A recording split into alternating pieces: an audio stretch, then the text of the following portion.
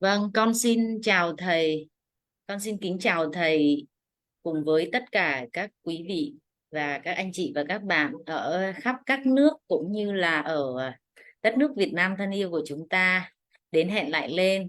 Và hôm nay chúng ta sẽ được gặp thầy với một cái chủ đề rất là thú vị phải không ạ? Và thầy có hứa là trong những cái buổi như thế này, thầy sẽ dạy cho chúng ta cách để như lý tác ý để chúng ta làm sao có được hạnh phúc, vượt qua được những cái thử thách của cuộc sống. Vâng, và con xin phép mời thầy ạ. Kính chào mọi người đang có mặt trên lớp Zoom ngày hôm nay. Cũng xin chào mừng đại chúng, những ai mới lần đầu tiên đến với lớp. Chắc là cũng có nghe bài giảng hoặc là nghe bạn bè giới thiệu, thành ra mọi người cũng vào thử xem ông Tinh Khôi dạy gì. Thì nếu mà ai ở đây mới mẻ với lớp thì cũng xin chào đón ha. Thì để bắt đầu cái buổi lớp thiền ngày hôm nay thì theo thường lệ thì mình sẽ ngồi thiền với nhau khoảng 15 phút, và sau đó mình sẽ học về giáo lý. Thì bài thiền tập ngày hôm nay nó sẽ giúp cho mình đi sâu hơn nữa. Mình dùng cái ánh sáng chánh niệm để mình đi sâu hơn nữa vào bên trong cơ thể của mình. Tại vì cơ thể là một đối tượng mà Đức Phật dạy mình hãy tập trở về đầu tiên. Trong thiền tập đạo Bụt có nói tới 4 đối tượng mà mình phải đưa tâm trở về. Đối tượng thứ nhất đó là thân. Đối tượng thứ hai là cảm giác hay gọi là thọ. Đối tượng thứ ba là tâm của mình. Đối tượng cuối cùng là các pháp, là các cái đối tượng bên ngoài mà nó hiện hữu trong tâm của mình. Thì đầu tiên là mình đang trong cái quá trình rèn luyện đưa tâm trở về với thân trước. Và những cái buổi trước mình đã có cơ hội đưa tâm trở về với hơi thở, trở về với các bộ phận trên cơ thể của mình, nhưng mà nó mới bên ngoài thôi. Ngày hôm nay thì Tinh Khôi sẽ dẫn dắt mọi người, gọi là dẫn thiền đó, dẫn dắt mọi người đi sâu hơn nữa vào bên trong các cái bộ phận nội tạng của mình, để mình cảm nhận được các cái bộ phận trên cơ thể của mình. Tuy nhiên có nhiều à, à, quý đại chúng, nhiều lúc mình nói tới các cái bộ phận trên cơ thể của mình, nhiều lúc mình không biết nó nằm ở chỗ nào nữa. Ví dụ như là lá lách, hoặc là buồng phổi, hoặc là thận của mình, hoặc là gan nó nằm bên phải bên trái, nhiều lúc mình cũng không nhớ nữa. Thành ra Tinh Khôi có chuẩn bị một cái bức hình ở đây để cho mọi người có thể thấy. Mọi người có thể thấy trên màn hình ha, là cái bức hình này cho mình thấy rất là rõ các cái bộ phận nội tạng trên cơ thể của mình. Đầu tiên dưới cái phần ngực của mình đó là cái hai cái lá phổi của mình, đúng không? Rồi từ lá phổi mà mình đi xuống bên phải này này là cái gan của mình, đúng chưa? Và nó có một cái màu xanh xanh nhỏ nhỏ, đây là chính là mật của mình ha. Rồi phía bên trái, ngực trái của mình đi xuống, nó có một cái phần rất là lớn, ở đây là bao tử ha, bao tử của mình. Và trong cái vùng khoang bụng của mình nó bao gồm ruột già và ruột non ha. Ruột non là cái vùng mà xoắn xoắn xoắn nhỏ nhỏ màu đẹp đẹp đấy. Còn ruột già của mình là những cái mà vắt dài đây này, đó thì gọi là ruột già. Và có một cái tròn tròn ở dưới, nó chứa nước tiểu của mình, đây gọi là bàng quang. Thì đây là các cái bộ phận nội tạng cơ bản mà mình sẽ đưa chánh niệm soi sáng và tới ghé thăm ngày hôm nay. Thì đầu tiên xin mời đại chúng mình kiếm cho mình một cái tư thế ngồi thật vững chãi, thật yên. Nếu mình ngồi trên ghế thì mình để hai tay thả lỏng trên hai bắp chân của mình, hai bàn chân của mình đặt nhẹ trên sàn nhà. Nếu mà mình ngồi trên gối ngồi thiền, trên bồ đoàn tọa cụ, trên gối ngồi thiền và cái nệm, thì mình cũng ngồi thật thẳng, và nhớ là mình chỉ ngồi 1/3 phần trước của cái gối ngồi thiền thôi, để cho cái lưng của mình nó thẳng lên ha. Mình nhắm nhẹ đôi mắt của mình lại, bắt đầu đưa tâm quay vào bên trong, lắng nghe và cảm nhận cơ thể của mình, tư thế ngồi của mình đang như thế nào. Lúc này mình chỉ lắng nghe và cảm nhận tư thế và toàn bộ cơ thể, khoan vội tập trung vào một đối tượng nào hết.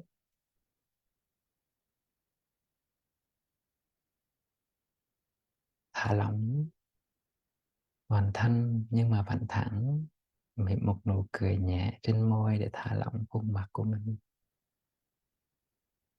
Lúc này lắng nghe vào bên trong, thả lỏng, thư giãn, nhẹ nhàng.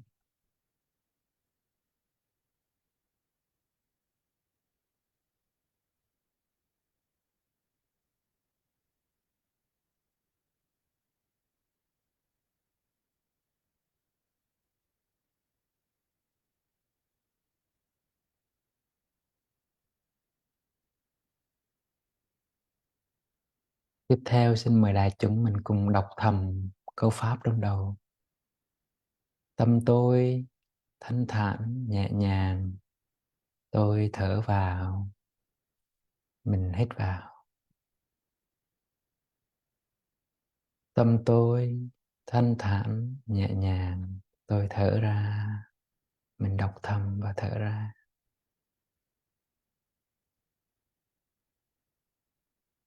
Lúc này đối tượng của mình nó chính là hơi thở, mình để ý tới hơi thở của mình.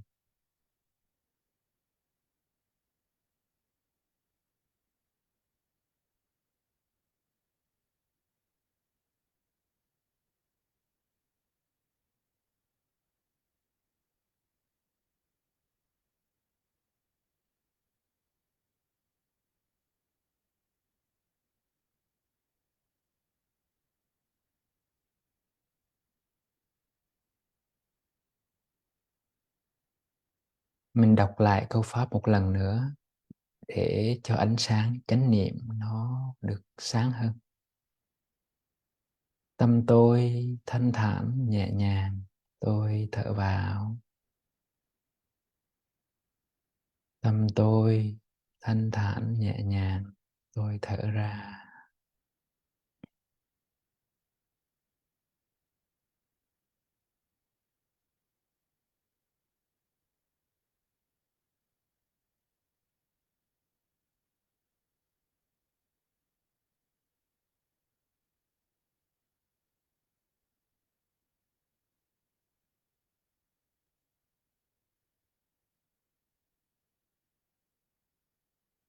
Lúc này hơi thở đang đi vào đi ra cơ thể của mình thông qua cái lỗ mũi.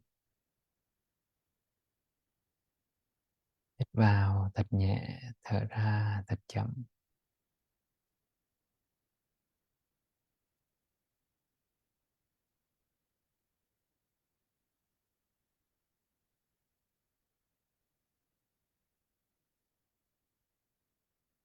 Tiếp theo mình đọc câu pháp để dẫn tâm. Thở vào, tôi ý thức và cảm nhận toàn bộ khuôn mặt của tôi. Thở ra, tôi mỉm cười với khuôn mặt của mình.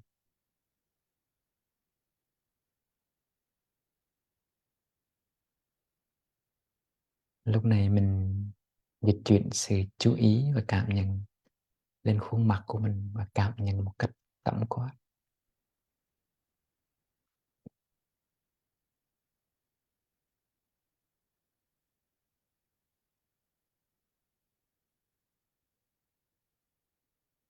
Lắng nghe và cảm nhận khuôn mặt của mình.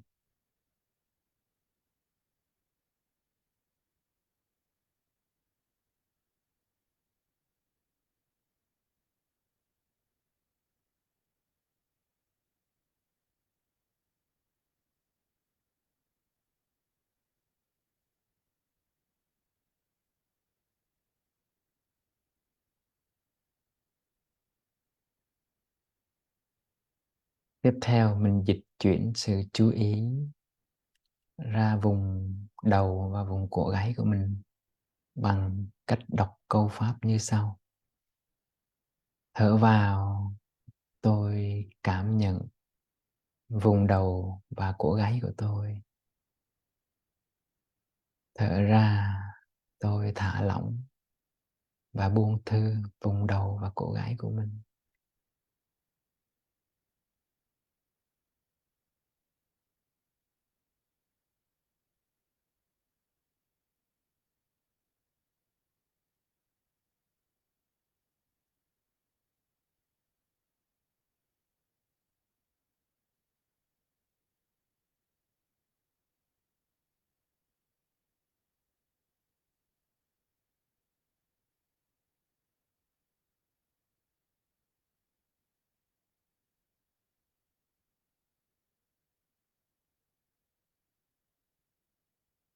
Thở vào, tôi cảm nhận hai bờ vai và hai cánh tay, hai bàn tay của tôi.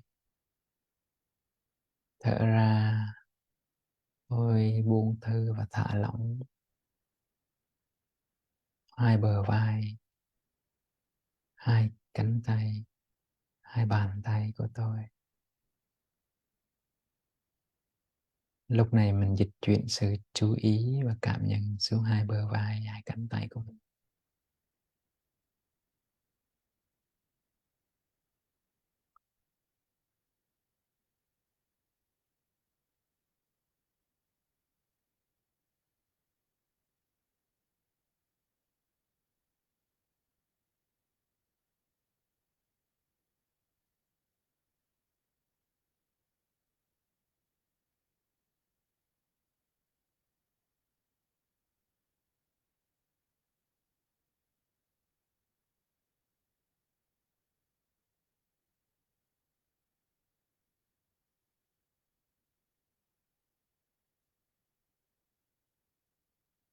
Tiếp theo, thở vào, tôi ý thức và cảm nhận cái lưng của tôi.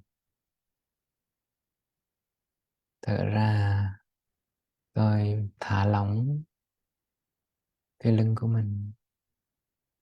Lúc này mình đưa sự cảm nhận lui sau lưng của mình. Cảm nhận toàn bộ vùng lưng của mình.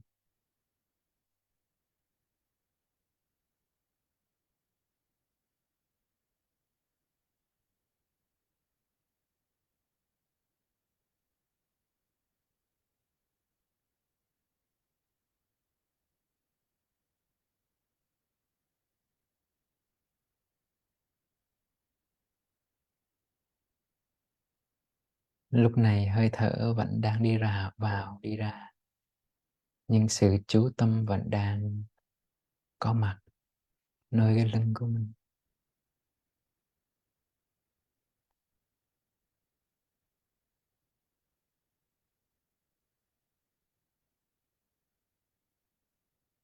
Xin mời đại chúng tiếp tục đọc thầm câu pháp để dẫn tâm về mặt trước của cơ thể.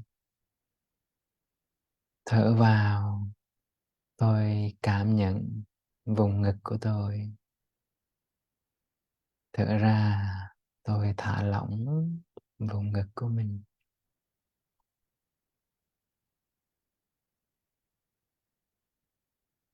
Lúc này, ánh sáng chánh niệm di chuyển về phía trước. Cảm nhận, lắng nghe vào bên trong.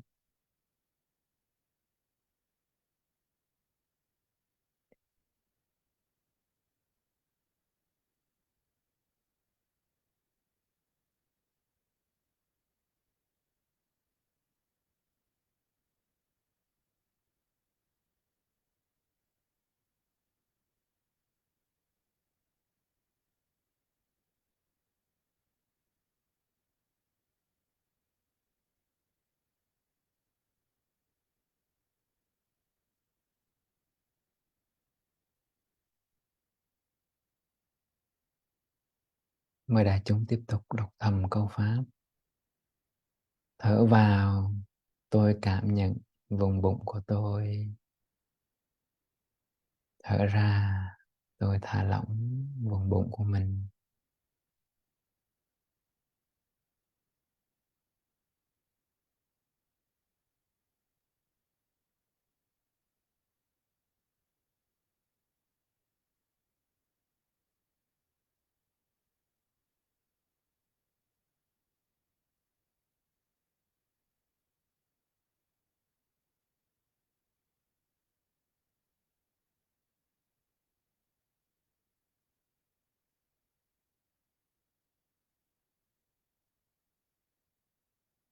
Bây giờ mình đưa ánh sáng chánh niệm đi sâu hơn, xâm nhập vào bên trong nội tạng cơ thể của mình bằng cách đọc thầm câu pháp. Thở vào, tôi ý thức cảm nhận hai lá phổi của tôi. Thở ra, tôi mỉm cười và cảm thấy biết ơn hai lá phổi của mình. Lúc này sự chú ý cảm nhận của mình dồn về hai lá phổi, cảm nhận sự có mặt của hai lá phổi bên trong lồng ngực của mình và thầm biết ơn hai lá phổi của mình.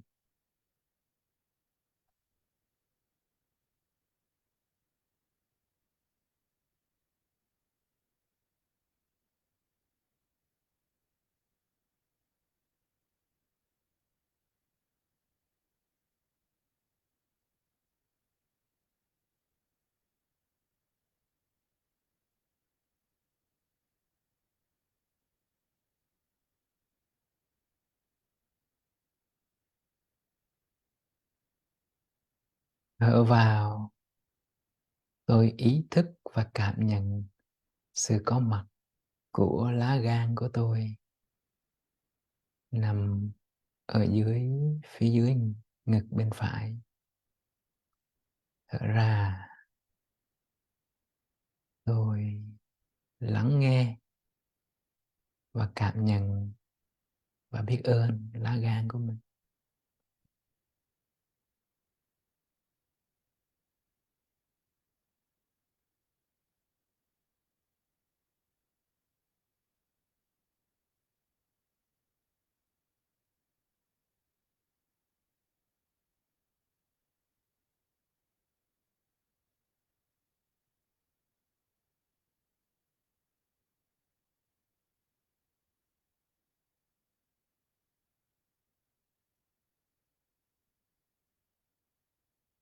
Thở vào, tôi ý thức và cảm nhận bao tử của tôi. Thở ra, tôi lắng nghe và cảm nhận, gửi lòng biết ơn tới bao tử của tôi.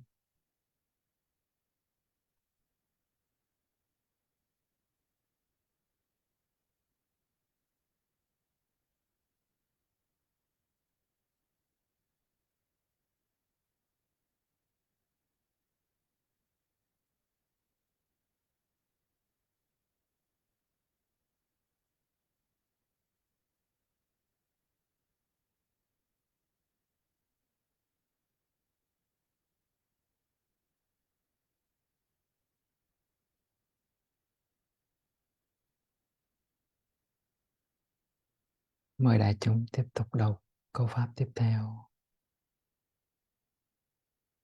Thở vào, tôi ý thức và cảm nhận, lắng nghe vùng ruột non của tôi. Thở ra, tôi mỉm cười, thả lỏng vùng ruột non của mình.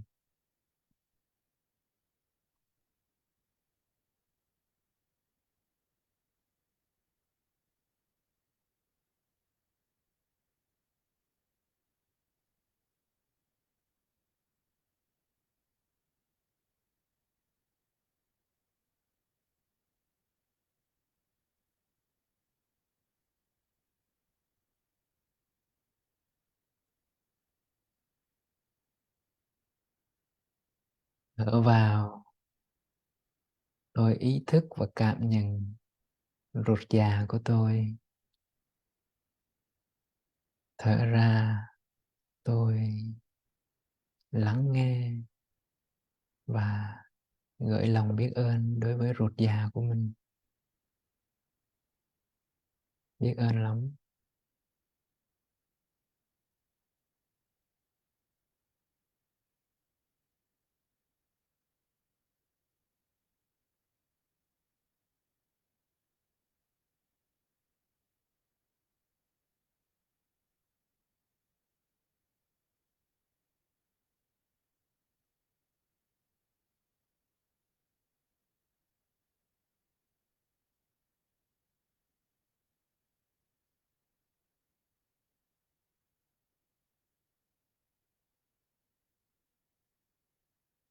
Thở vào, tôi ý thức và cảm nhận hai quả thận của tôi. Thở ra, tôi lắng nghe và gửi lòng biết ơn đối với hai quả thận của mình.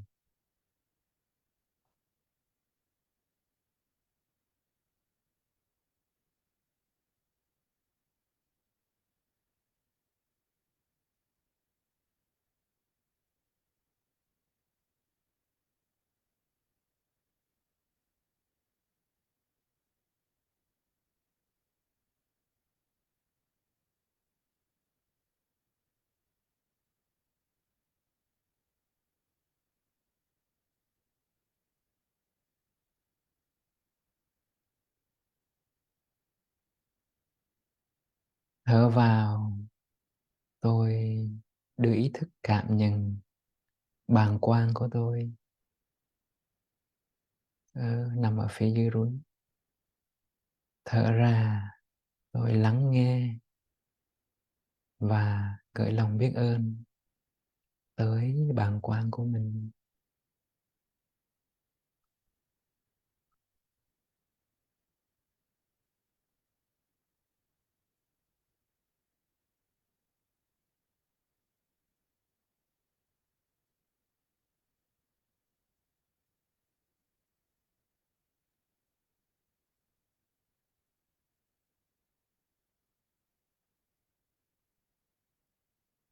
Thở vào, tôi ý thức hai mông và hai chân của tôi, cũng như đôi bàn chân và các ngón chân của tôi.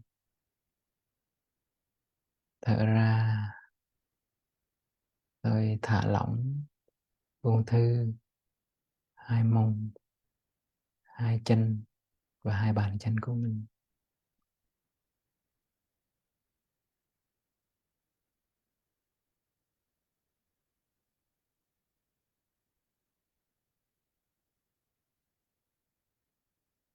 Lúc này toàn bộ ánh sáng chánh niệm đang dồn về phần dưới của cơ thể, từ mông trở xuống hai bàn chân. Tiếp tục thở và lắng nghe cảm nhận phần dưới của cơ thể.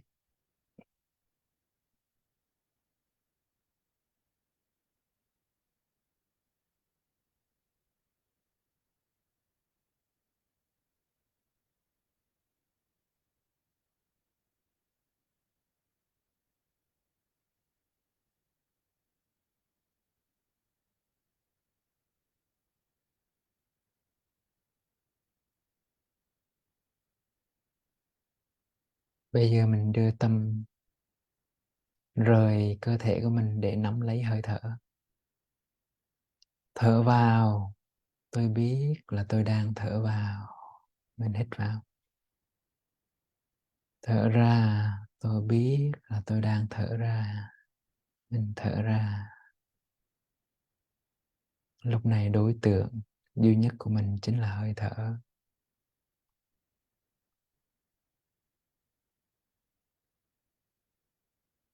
Đưa tâm trở về với hơi thở.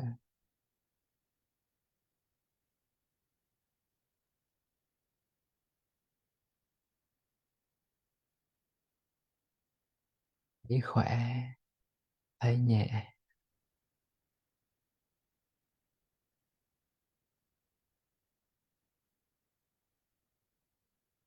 Xin mời đại chúng cùng mở mắt ra, cùng nhìn lên màn hình và mỉm một nụ cười nhẹ. Rồi, xin mời đại chúng cùng massage đôi bàn tay của mình. Mình xuất thiền rồi đó ha.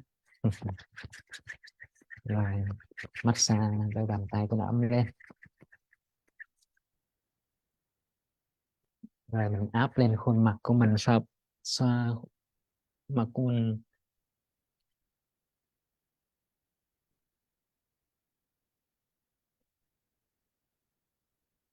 cào lưỡi sau ha. Lúc này là mình dùng ánh sáng chánh niệm, bây giờ mình dùng bằng tay đó không. Này là dùng ánh sáng chánh niệm để thăm mặt, rồi thăm vùng đầu ha. Bây giờ mình dùng tay để xúc chạm trực tiếp vào vùng đầu và vùng cổ gáy này ha. Đó, đi thăm bằng cơ thể rồi đi thăm bằng tâm nữa. Đây là bây giờ massage vùng vai và vùng hai tay này ha. Lúc này có ghé thăm, bây giờ dùng tay để massage này. Đó.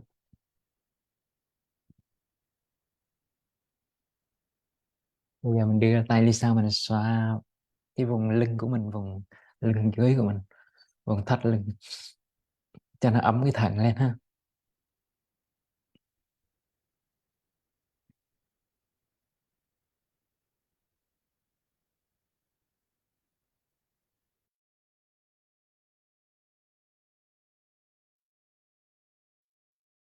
Rồi, bây giờ mình tháo chân ra, mình xoa bóp hai chân của mình từ bắp chân hay đầu gối cho đến các ngón chân của mình, xoa bóp ha.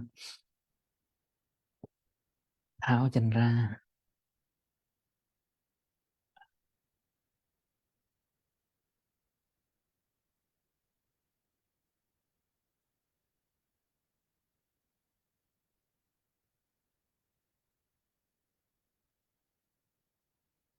Thời gian trôi nhanh thật, mình mới ngồi chút, mới thăm một vài bộ phận cơ thể mà gần 30 phút mất rồi. Rồi, đại chúng ai có nước thì mời đại chúng dùng miếng nước nha, cho ấm người là tiếp tục học.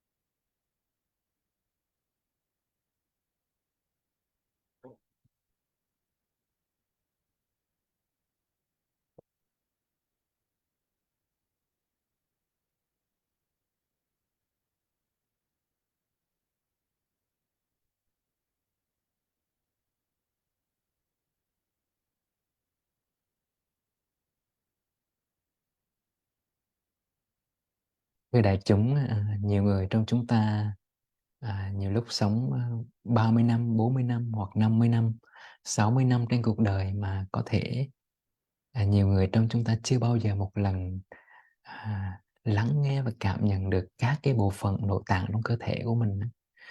Là tại vì tâm ý của mình nó luôn hướng ra bên ngoài, nó luôn hướng, nó vọng cầu để tìm cầu những cái điều kiện hạnh phúc ở bên ngoài, nhưng mình quên mất rằng sự có mặt và tồn tại một cách khỏe mạnh của lá phổi, của lá gan của mình, đó là một điều mầu nhiệm ha. Mình đừng đợi đến lúc mình nằm trong bệnh viện, mình chờ bác sĩ phẫu thuật vùng gan, vùng thận cho mình lúc đó mình mới tỉnh ngộ ra là mình đã quên đi những cái bộ phận trong nội tạng của mình, những bộ phận mà ngày đêm làm việc rất là vất vả. Ừ. Mình làm việc mệt mỏi, mình có thời gian mình nghỉ, nhưng trái tim của mình chưa bao giờ được nghỉ cả ha. Ừ. May mắn là trái tim của mình nó chịu khó, nó làm việc ngày đêm, nó không nghỉ, chứ mà nó nghỉ thì mình cũng đi luôn. Ha. Bây giờ mình vô học, trước khi vào học mình sẽ cùng nhau lắng nghe 3 tiếng chuông ha. Mình sẽ học.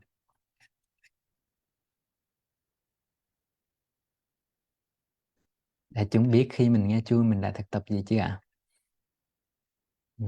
Khi mà mình nghe chuông thì mình sẽ đọc thầm câu pháp trong đầu là lắng lòng nghe, lắng lòng nghe, tiếng chuông huyền diệu đưa về nhất tâm ha.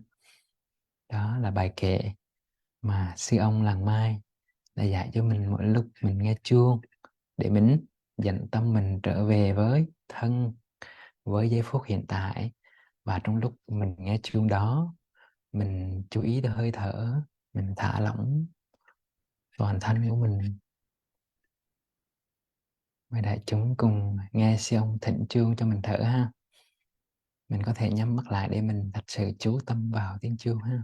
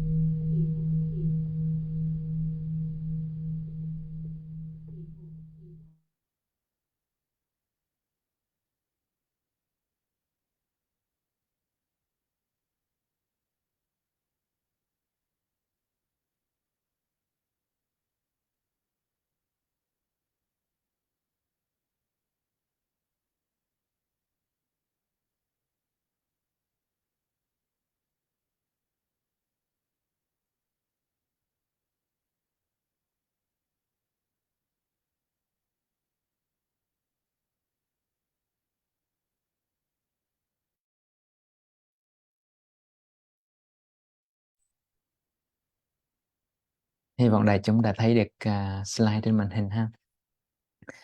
Thì đại chúng trong buổi học trước mình đã có cơ hội học một chút về tưởng thức, à, mà không phải là chỉ buổi học trước mà nhiều buổi trước nữa mình đã học về tưởng thức rất là nhiều. Mình đã nói lên cái năng lực của tưởng thức cũng như cái cái nguy hiểm mà tưởng thức có thể đem lại cho mình.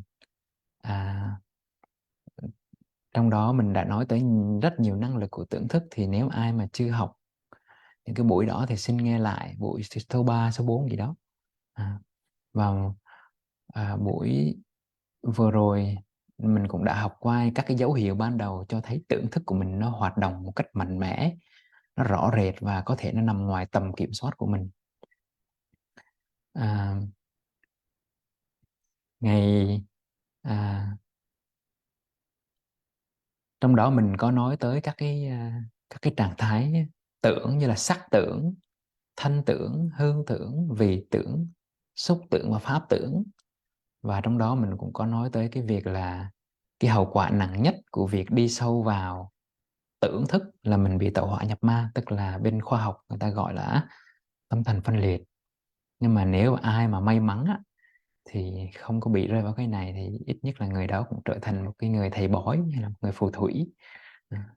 Tức là có những cái năng lực à, à, phi thường, năng lực dị biệt đối với một cái con người bình thường. Và mình cũng đã học với nhau là làm gì khi thấy các cái hiện tượng kỳ lạ xuất hiện trong lúc mình ngồi thiền. Thì hôm nay mình sẽ tiếp tục học một chút về tưởng.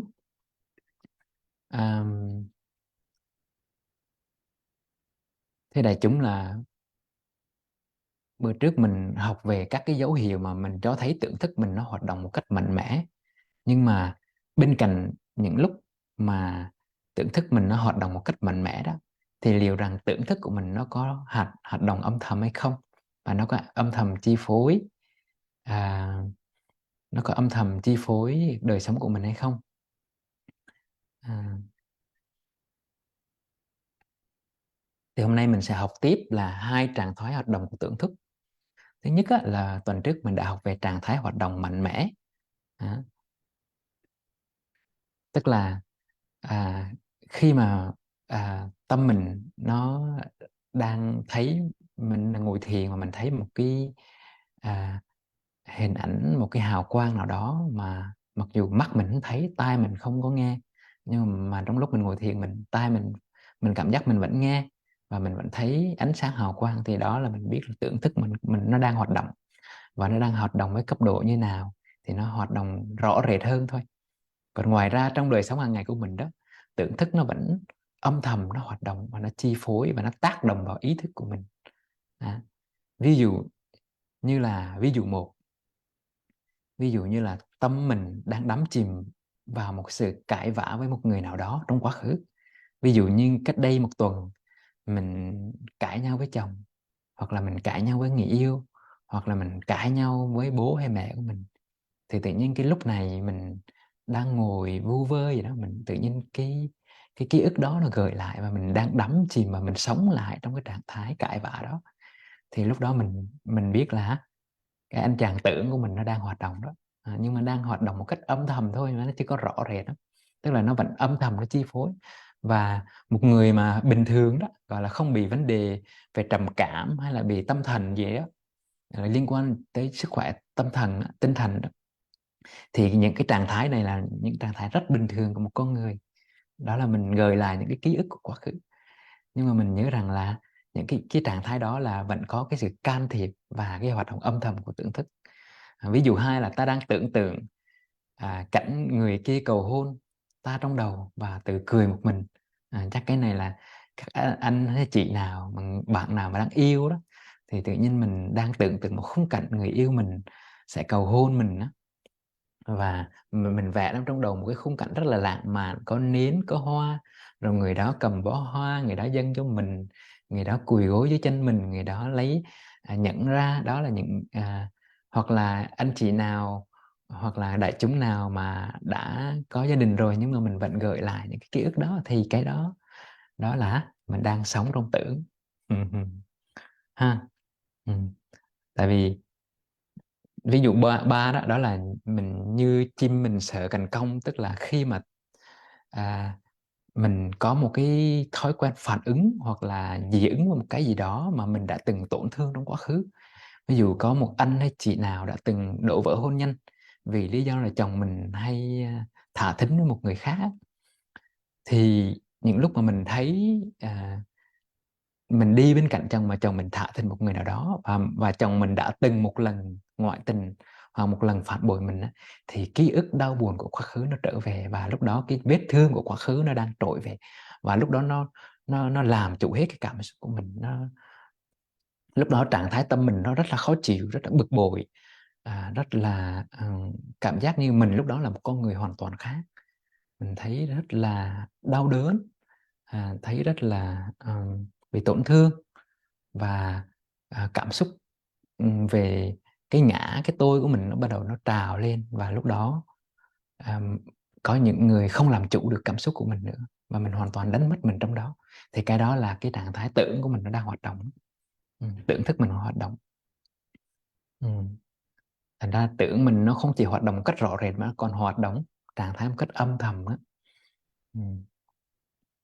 Đó, hoặc là mình có những cái vết thương, những cái sang chấn tâm lý của quá khứ, thì nó vẫn trong đời sống hàng ngày nó vẫn trở về, và nhiều lúc nó tránh ngự cái tâm thức của mình, nó tránh ngự luôn cả cái ý thức của mình trong ngay giây phút hiện tại. Mặc dù cái hiện tại nó đã khác rồi. Có thể cái người ngày xưa mình gặp á, bây giờ người ta đã tu tập, người ta thay đổi, người ta chuyển hóa rồi, nhưng bây giờ mình vẫn không tha thứ cho người đó. Tại vì trong mắt mình vẫn nhìn người đó bằng cái ký ức của quá khứ. Tức là mình vẫn cảm nhận về người đó, mình vẫn nghĩ về người đó, mình nói về người đó với những ký ức đau buồn của quá khứ. Thì lúc đó mình biết là cái ý thức của mình nó đang không tiếp xúc với cái thực tại là người đó của 20 năm sau nó đã khác với người đó của 20 năm trước rồi. Nhưng mà ý thức mình lúc đó ý thức mình nó yếu á, thì tưởng thức mình nó làm chủ. Tức là mình sống với ký ức đau buồn của quá khứ hơn là mình sống với cái ý thức của hiện tại. Tức là ý thức hiện tại có nghĩa là gì? Là đối tượng là cái người đó trong cái giây phút hiện tại. Người đó đã là người đó của 20 năm sau. Người đó đã thay đổi rồi, chứ không phải là người đó của 20 năm trước nữa. Ừ. Và cái này là ai trong chúng ta cũng bị hết. Ừ. Chúng ta hay bị những cái lỗi lầm của người khác nó cứ tránh ngự mình. Có thể chồng hay vợ của mình đã từng có lỗi với mình, tại vì ai ai cũng lầm lỗi mà. Sống trên đời ai ai cũng lầm lỗi, cũng vùng về dài dột ít hay nhiều. Nhưng mà có nhiều người có cái thói quen là ghim, nhớ dai và thù vặt. Thành ra mình hay bị cái tưởng thức, cái tưởng của mình nó gợi lại những cái ký ức đau buồn của quá khứ để rồi mình hành sự dựa trên kinh nghiệm của quá khứ hơn là cái hiện tại người đó đang là. Thành ra khi mình tu chánh niệm là mình đưa tâm trở về, đưa ý thức trở về với hiện tại để tiếp xúc với những gì đang có mặt trong giây phút hiện tại.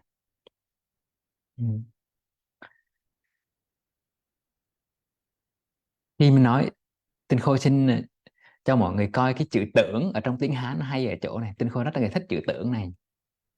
Chữ tưởng trong tiếng Hán á, thì nó được được tập hợp bởi hai phần. Phần trên, phần màu màu trắng mà mọi người thấy được á, nó là tướng. Tướng là hình ảnh, là âm thanh, là mùi vị, là gì đó. Tức là cái tướng mà mình tiếp xúc trực tiếp được bằng mắt tai mũi lưỡi thân ý của mình. Nhưng mà chữ tưởng đó thì nó không được tiếp xúc bằng ý thức nữa, không được tiếp xúc bằng mắt tai mũi lưỡi nữa, mà nó là hình ảnh thôi. Tức là nó ảo ảnh, mà nó nằm ở đâu? Nằm ở trong tâm của mình. Thì cái chữ màu xanh này nè, cái màu xanh ở phần dưới của chữ tưởng này có nghĩa là tâm. Tức là cái tướng mà nằm trong tâm, nó nằm trong tâm của mình thì gọi là gì? Gọi là tưởng. Thì là chúng không đó. Thấy chữ tưởng trong tiếng Hán nó hay không? Tưởng là cái tướng nằm ở trong tâm của mình, gọi là tưởng. Hay chưa? à. Và cái tưởng này nó còn biểu hiện dưới hai dạng. Thứ nhất là đọc ảnh cảnh. Đây là một danh từ mới mà sau này mọi người khi mà học, khi mà Tinh Khôi dạy vào duy biểu học, gọi là duy thức học đó, hoặc ai đã từng học duy thức học của sư ông hay là sư cô Đoan Nghiêm hoặc là quý thầy của sư cô Lăng Mã dạy, thì mình cũng sẽ quen với danh từ đọc ảnh cảnh. Và nếu mà ai mới với danh từ này thì mình cứ ghi nhận ha, từ từ mình học mình sẽ hiểu. Đọc ảnh cảnh có nghĩa là gì? Có nghĩa là một cái hình ảnh, tức là một cái tưởng mà nó hoàn toàn nằm ở trong tâm mình, và nó là hoàn toàn là sáng tạo phẩm của tưởng. Ví dụ như là con rồng. Mọi người biết con rồng đó phải không? Nhưng mọi người có ai trong chúng ta đã thấy con rồng chưa? Xin giơ tay thử, ai trong chúng ta thấy con rồng nào? Chưa phải không? Vậy con rồng là sáng tạo phẩm của tưởng, đúng không? Con rồng là sáng tạo phẩm của tưởng. Ví dụ người ta vẽ một con người mà có hai cái cánh, mình tưởng là thiên thần có cánh đấy, thì cái hình ảnh đó là hoàn toàn là sáng tạo phẩm của tưởng, đúng không? Tại vì làm gì có người nào mà có cánh, phải không? Phải nào? Thì cái đó trong duy biểu học hoặc là duy thức học gọi là gì? Gọi là đọc ảnh cảnh. Đọc ảnh cảnh là tức là hoàn toàn là sáng tạo phẩm của tâm thức chúng ta thôi, là sáng tạo phẩm của tưởng. Mọi người hiểu cái này chứ nào? Đó. Cái thứ hai á, tức là cái đọc ảnh cảnh là nó hoàn toàn là nó là tưởng và nó không thật, nó chỉ là ảo ảnh thôi, nó chỉ là ảo tưởng thôi, thưa mọi người. Và cái tưởng, hình thái thứ hai của tưởng là đới chất cảnh. Đới chất cảnh, đới chất cảnh là trong cái hình ảnh đó nó có một chút hiện thực trong đó. Nó có một chút hiện thực trong đó, gọi là đọc ảnh cảnh, là đới chất cảnh. Ví dụ như là mình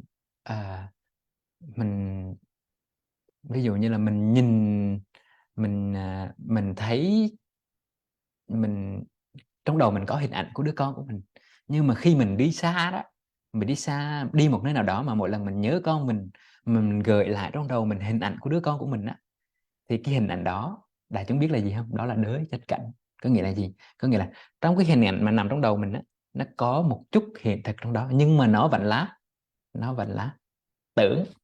Tức là nó vẫn là hình tướng mà nằm trong tâm của mình thôi, chứ nó không phải cái trực tiếp, nó không phải là cái mà mình ghi nhận bằng mắt tai mũi lưỡi và ý thức của mình. Ừ. Là chúng hiểu cái này chứ nè. Hy vọng là mọi người hiểu. Bây giờ mọi người sẽ coi một cái ví dụ ha, mọi người sẽ coi một cái video ví dụ để mọi người sẽ biết được cái mình sẽ thấy rõ hơn về cái tưởng này ha. Mình sẽ coi cái này mà mình hay gặp lắm, cái ví dụ này là mình dễ gặp lắm này.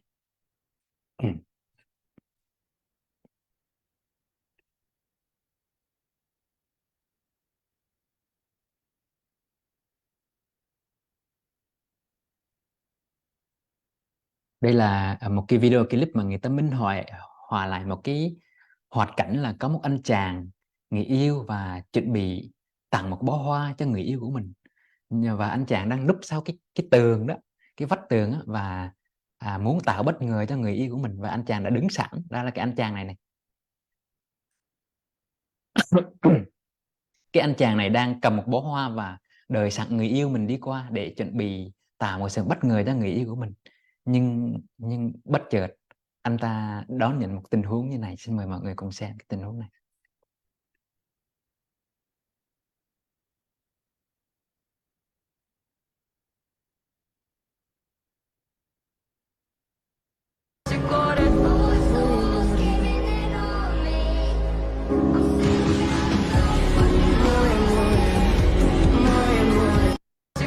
Một lần nữa nha.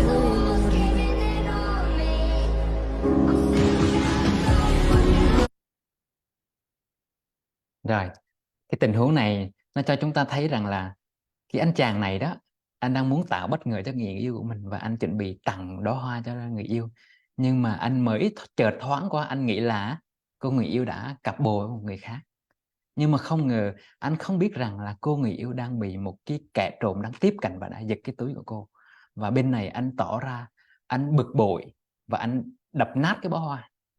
Thì mọi người thấy đây là cái này là mọi người, theo mọi người là đọc ảnh cảnh hay là đới chất cảnh? Xin mời mọi người cùng gõ vào phần trò chuyện. Mọi người thử nhận định xem là trong cái hoạt cảnh vừa rồi mọi người nhận định đó là đọc ảnh cảnh hay là đới chất cảnh? Đọc ảnh cảnh. Mọi người trả lời đọc ảnh cảnh.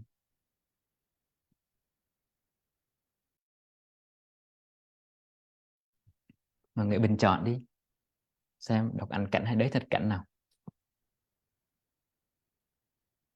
Đọc ảnh cảnh, đới thật cảnh.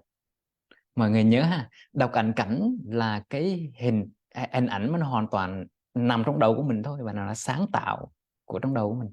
Nhưng mà đới chất cảnh là nó có một chút sự thật, có một chút hiện thực ở trong đó. Vậy trong cái hoạt cảnh vừa rồi nó là gì? Nó là đới chất cảnh, phải không? Vì sao? Vì nó có một chút hiện thực ở trong đó mà, phải không nào? Và nó được cái hiện thực trong đó, cái hiện thực đó nó được ghi nhận bằng gì? Bằng mắt, mà mắt nó đi qua cái ý thức. Nhưng mà lúc đó cái ý thức á, nó nó nó nó không có nhận định, nó không có chánh niệm để nó nhìn, nó nhìn sâu và nó chậm lại để nó biết, nó quan sát để nó thấy thực sự là người yêu mình có cặp bồ hay không. Mà anh ta chỉ cần chỉ ló đầu ra và thấy người yêu mình đang đi bên cạnh một anh chàng, thì tự nhiên anh ta đã nổi lên cái sự giận hờn và đã đập nát cái bó hoa. Thì cái thái độ mà đập nát cái bó hoa đó nó chính là sự chi phối của tưởng thức. Tức là sự hiểu lầm. Cái đó gì? Là tưởng, là tri giác sai lầm, là tưởng đó. Tức là đới chất cảnh, tức là nó chỉ nằm trong đầu của mình thôi, nhưng mà nó lại có một chút sự thật ở đó. Nhưng mà gì? Do ý thức mình không có chánh niệm, thành ra mình bị tưởng thức nó xen vào, nó chi phối cảm xúc của mình, phải không nào? Chúng ta thường hay hiểu lầm về người khác là như vậy. Chúng ta hay phản ứng với những thái độ hoặc là những cái hành xử của người khác, phần lớn là dựa trên những cái trải nghiệm của cá nhân. Hay chúng ta hay nói là chúng ta nhìn đời bằng cái lăng kính, bằng một cái lăng kính của quá khứ của mình. Nếu mình lớn lên trong một gia đình có hạnh phúc, ba mẹ mình yêu thương đó, thì mình nhìn mọi người bằng cái ánh mắt yêu thương, trìu mến. Nhưng mà nhiều người lớn lên trong một gia đình không hạnh phúc, tổn thương đó, quá khứ đau buồn đó, thì mình dễ nhìn đời bằng cái quá khứ của mình, bằng quá khứ đau buồn của mình. Thành ai ở đây mà có chồng hoặc là có vợ mà đã từng sống ra trong một gia đình không hạnh phúc á, thì mình biết là mình ở với người đó mình cũng vất vả đó. Tại vì chồng hay vợ của mình thường hành xử với mình bằng cái kinh nghiệm quá khứ đau buồn của họ.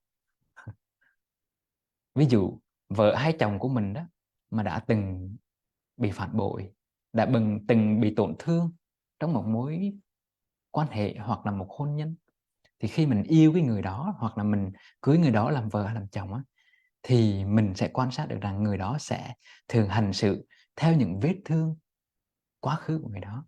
Mình gọi là gì? Chim sờ cành cong. Vậy làm sao để biết đây là sự thật? Là mình phải sống có chánh niệm. Mình phải làm cho ý thức mình mạnh lên thì tưởng thức nó mới lui. Như ánh sáng có mặt thì bóng tối nó lui. Thành ra mình phải sống chánh niệm lắm, mình mới thoát khỏi những cái sự chi phối của tưởng thức, của cái tưởng. Mình tiếp tục bài học của mình ha. Đó, mình thấy chữ tưởng ở trong đạo Phật chứ. Mọi người nhìn lên trên này ha, mình thấy nè, những cái sơ đồ mình thấy một con người hoạt động bình thường đó, thì khi mắt tiếp xúc về hình ảnh, nó truyền về ý thức ha. Tai nghe âm thanh, nó tạo là nhị thức và nó truyền về ý thức.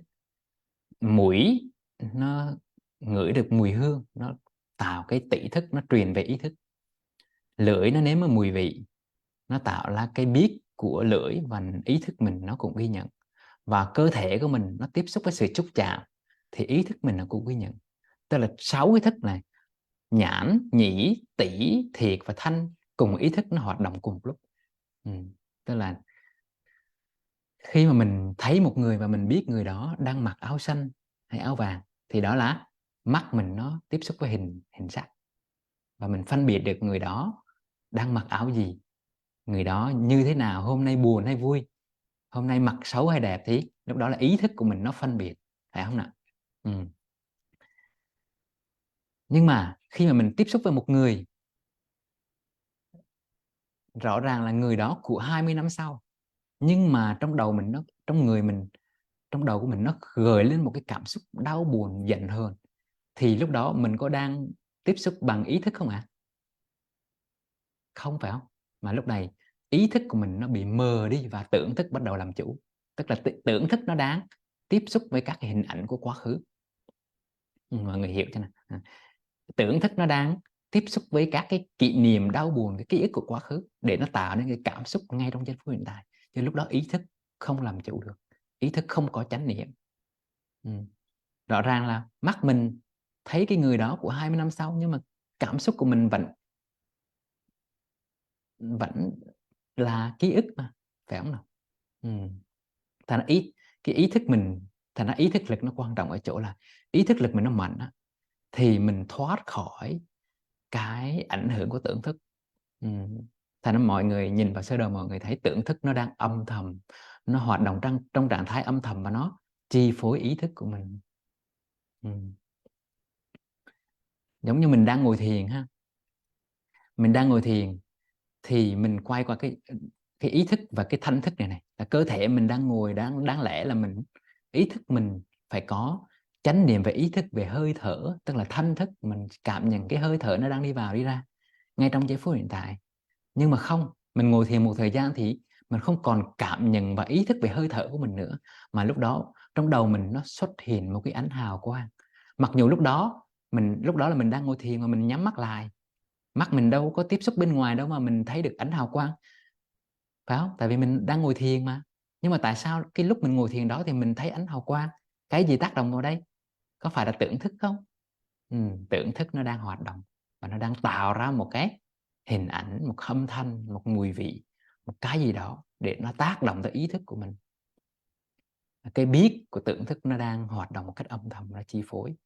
Và nếu mà ý thức mình không thực tập chánh niệm trong đời sống hàng ngày thì ý thức mình nó yếu và tưởng thức nó luôn hoạt động mạnh để nó chi phối. Và bữa trước mình cũng đã học tới tưởng thức, và mình nói nhiều người trong chúng ta thường xuyên nằm mơ đó, và nhiều lúc là nằm ác mộng đó. Thì nếu mà mình thực tập chánh niệm làm cho ý thức lực của mình nó mạnh lên đó, thì ý thức này nó tác động trở lại tưởng thức để nó làm giảm tần suất mơ của mình. Nên nếu mà mình thực tập chánh niệm trong đời sống hàng ngày á, thì giấc mơ của mình nó sẽ giảm xuống, giảm cái tần suất xuất hiện xuống. Giống như bây giờ Tinh Khôi là mỗi lần ngủ là ngủ rất yên, không có hiếm khi mà mơ đó. Mà tại vì mình biết là nhờ cái mình thực tập chánh niệm mà ý thức mình nó mạnh lên, cái ý thức lực mình nó có lực, nó tác động trở lại tưởng thức. Thành ra mình ít khi nằm mơ, là hiếm khi nằm mơ. Nhưng mà mình biết nằm mơ thì mình biết nó nằm mơ thôi, tại vì tưởng thức và ý thức nó là hai thế giới, nó là hai nhóm tế bào trong não bộ của mình, và nó hoạt động. Có những lúc thì nó hoạt động độc lập với nhau, nhưng mà có những lúc thì hai anh chàng này nó cộng tác, nó làm việc chung với nhau, mà nó tác động qua lại với nhau. Thật ra ai mà hay nằm mơ mà nếu mà thực tập chánh niệm thường xuyên, ý thức được nó mạnh lên thì giấc mơ mình nó sẽ an lành hơn, và nó sẽ giảm tần suất xuống ha. Và khi ý thức rồi thì nó hoạt động tới những cái gì mà nó trong hiện tại. Trong hiện tại tức là trong giây phút hiện tại, ví dụ như mình đang thở vào, mình biết mình đang thở vào, đó là ý thức. Nhưng mà mình đang nghĩ về một cái hình ảnh của quá khứ, của tương lai, thì lúc đó là tưởng nó đang hoạt động đó. Mọi người nhớ ha, nếu mà ý thức hoạt động có nghĩa là mình đang sống trong hiện tại, mình ghi nhận các cái tín hiệu từ các cái giác quan nó truyền tải qua cái lúc đó. Ví dụ như mình đang ngồi thiền mà mình nắm bắt hơi thở qua từng giây từng phút, là lúc đó ý thức mình đang hoạt động. Thành đó lý do tại sao mà trong khi ngồi thiền thì mình phải tắt ý đọc thầm là tôi đang thở vào, tôi biết tôi đang thở vào, tôi đang thở ra, tôi biết là tôi đang thở ra. Tại sao mình phải đọc câu đó? Mình đọc câu đó là để làm gì? Để mình làm cho ý thức của mình nó mạnh lên, để mình đưa ý thức của mình nó tiếp xúc với cái thanh thức này, nó cảm nhận cái hơi thở, nó biết cái hơi thở nó đang xảy ra, và đồng thời mình lắng nghe được cơ thể và lắng nghe được âm thanh gì nó đang diễn ra ngay trong cái giây phút hiện tại đó, chứ không phải là mình đi theo cái tiếng nói âm thầm và hình ảnh của quá khứ, hoặc là những cái suy tưởng về tương lai của mình ở trong đầu của mình. Tại vì nếu mà mình bị những cái ảo ảnh, những cái suy tính về tương lai, những cái đau buồn của quá khứ nó lôi kéo, thì lúc đó mình sống với tưởng chứ không phải là sống với ý thức nữa, thưa đại chúng. Mà người đã rõ cái này rồi đúng không? Thành ra có một chị có hỏi Tinh Khôi à, là tưởng tượng có liên quan gì với ý thức với tưởng thức hay không? Cái khả năng tưởng tượng, ví dụ như mình tưởng tượng tương lai mình sẽ xảy ra như vậy, và có những tưởng tượng thì nó hoàn toàn là đọc ảnh cảnh. Tức là gì? Ví dụ mình tưởng tượng là đứa con của mình nó sẽ học ngu, và nó sẽ thất bại trong tương lai. Thành ra bây giờ, và mình tưởng tượng rằng là đứa con của mình nếu mà nó học cái ngành giáo viên thì tương lai nó sẽ như này như kia. Thì mình sợ, thành ra mình bắt đứa con mình phải học bác sĩ cơ thì mình mới chịu, phải không? Tại vì mình tưởng tượng mà, mình tưởng tượng như vậy. Và trong cái tưởng tượng đó, mọi người nhớ cái tính thức lúc này nó có thể nó là hoàn toàn là độc ảnh cảnh, tức là nó chỉ là sáng tạo phẩm của tâm thức của mình thôi. Có thể nó không bao giờ xảy ra, nhưng mà mình suy tưởng về tương lai để rồi mình lo lắng, mình sợ hãi ngay trong giây phút hiện tại này. Và tâm thức chúng ta đã có một thói quen như vậy rồi, mình luôn suy tưởng về tương lai để mình lo lắng, mình sợ hãi ngay trong giây phút hiện tại. Và nhiều lúc những cái suy tưởng đó, những cái tưởng tượng đó nó có một chút của hiện thực, tức là nó là đới tất cảnh.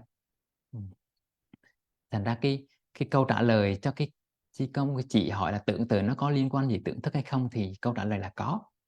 Nhưng mà tưởng thức lúc hoạt động, nó hoạt động với cái trạng thái ngầm của nó thôi.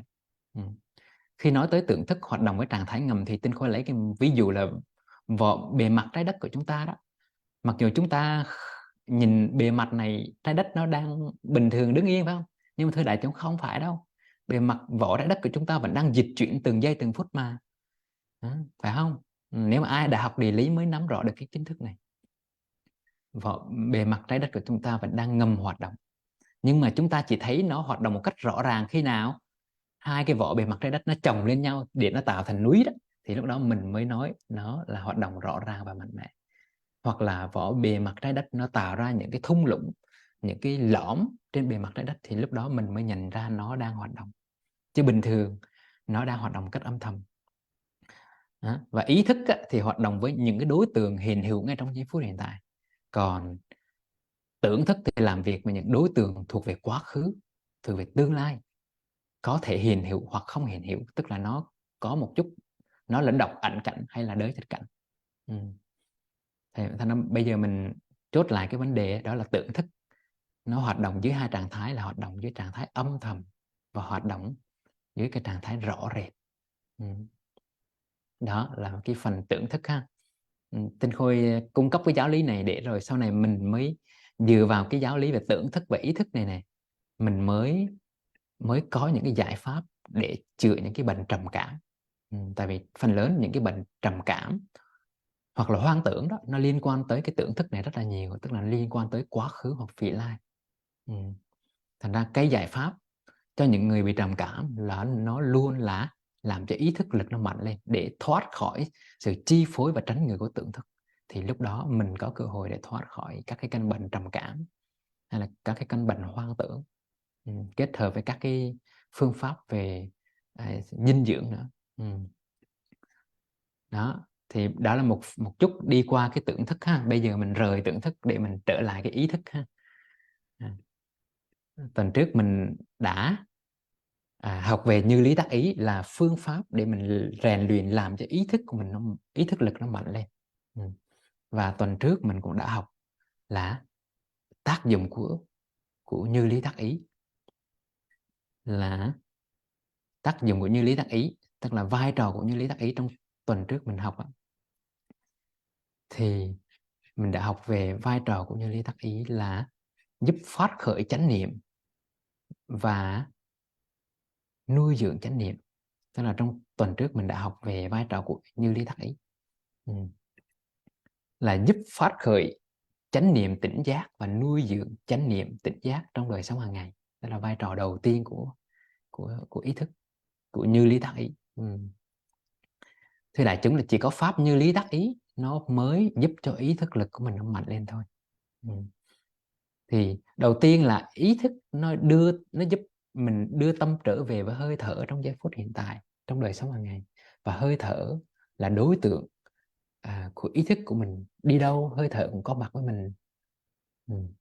Mình ngồi trên máy bay, mình ngồi trên tàu xe, mình vào bệnh viện, mình đợi bác sĩ, mình lái xe máy tới, mình đợi đứng trước cổng trường để mình đợi con tan trường, thì hơi thở nó vẫn luôn có mặt ở đó. Vấn đề là mình có trở về mình ý thức hơi thở không? Mình có đọc thầm cái câu pháp là tâm tôi thanh thản nhẹ nhàng, tôi biết tôi thở vào. Tâm tôi thanh thản nhẹ nhàng, tôi biết tôi thở ra. Mỗi lần mình đọc cái câu pháp đó là một lần mình đưa tâm trở về với thân, đưa tâm trở về với hiện tại, và mình làm cho ý thức của mình nó mạnh lên. Tiếp nữa là mình đưa tâm trở về với các tư thế cũng như sinh hoạt trong đời sống hàng ngày của mình.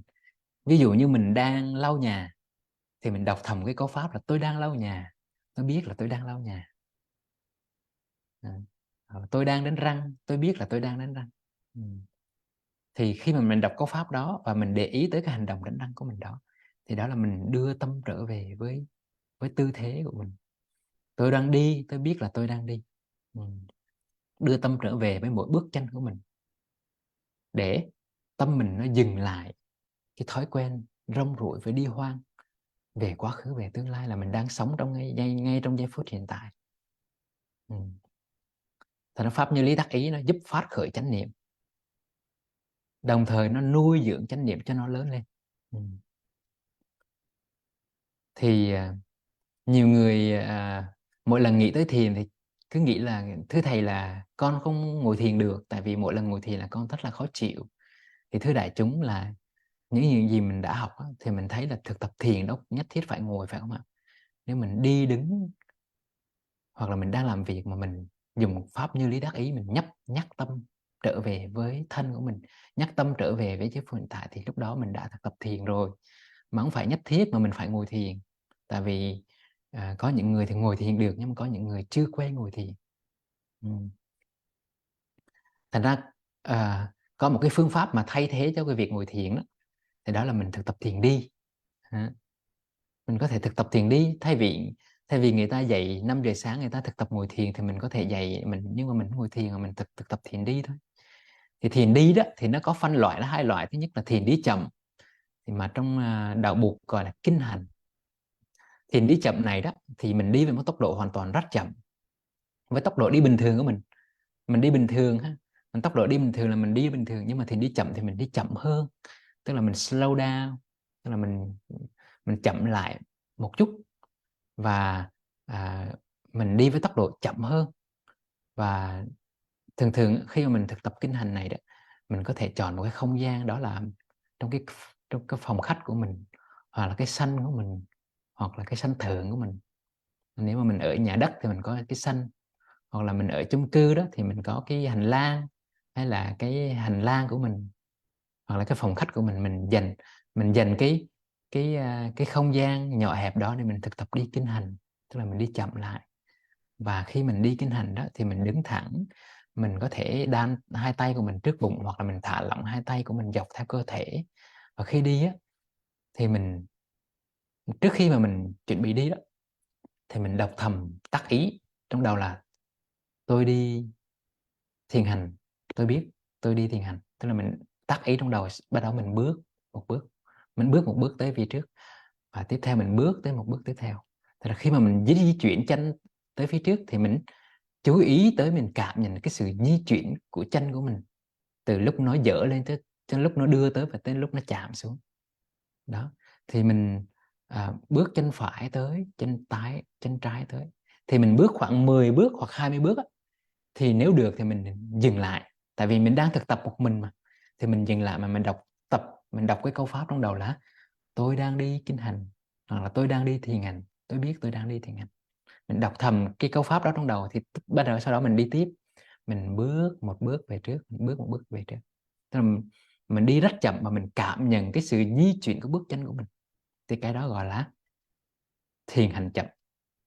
Thì cái lúc mà mình bước đó đó, cái mình đưa cái tâm của mình, thay vì mình để trên đầu mình suy nghĩ những cái chuyện vẩn vơ đó, thì mình đưa tâm mình chú ý những cái bước tới, những cái hành động, những cái bước chân của mình đang bước trên sàn nhà, và mình cảm nhận sự xúc chạm giữa bàn chân và mặt đất. Thì cái lúc đó là mình đang đưa tâm của mình trở về với giây phút hiện tại, đưa tâm mình trở về với cái thân, với cái hành động mình đang đi đó. Thì cái lúc đó là mình đang làm cho ý thức của mình nó mạnh lên, và nó thoát khỏi sự khống chế của tưởng thức, là nó không bị quá khứ lôi kéo, nó không bị tương lai lôi kéo, là mình đang đi như một con người tự do. Đi như một con người tự do là đi như vậy đó, là đi mà không bị quá khứ hay tương lai lôi kéo, mà mình bước trong hiện tại một cách thanh thản nhẹ nhàng. Tâm tôi thanh thản nhẹ nhàng, tôi đang đi, tôi biết tôi đang đi. Cứ thỉnh thoảng, cứ khoảng 10 bước hoặc 20 bước. Nếu 10 bước mình thấy nó nhanh quá, thì cứ khoảng 20 bước mình có thể dừng lại, hoặc không dừng lại cũng được, nhưng mà mình phải đọc cái câu pháp đó trong đầu. Tâm tôi thanh thản nhẹ nhàng, tôi đang đi, tôi biết tôi đang đi. Thì mình bước chậm rãi nhẹ nhàng, ý thức tới cái hành động bước đi của mình đó. Và mình cứ tập như thế khoảng 10 tới 15 phút là mình nghỉ. Đối với những người mới thì mình đừng có vội tập nhiều, tại vì tập nhiều nó làm cho mình mệt. Tại vì ý thức lực của mình nó giống như là cơ bắp của mình vậy. Mình chưa bao giờ tập tạ mà mình nhảy vào mình nâng một cái cục tạ 20 kg hoặc 30 kg, thì mình tập có vài cái là cơ mình đã mỏi rồi. Thì thực tập thiền cũng vậy thưa đại chúng. Mới đầu mình thực tập ngắn thôi, để cho tâm mình nó quen đã, cho ý thức mình nó quen đã, rồi mình tăng dần lên thời gian.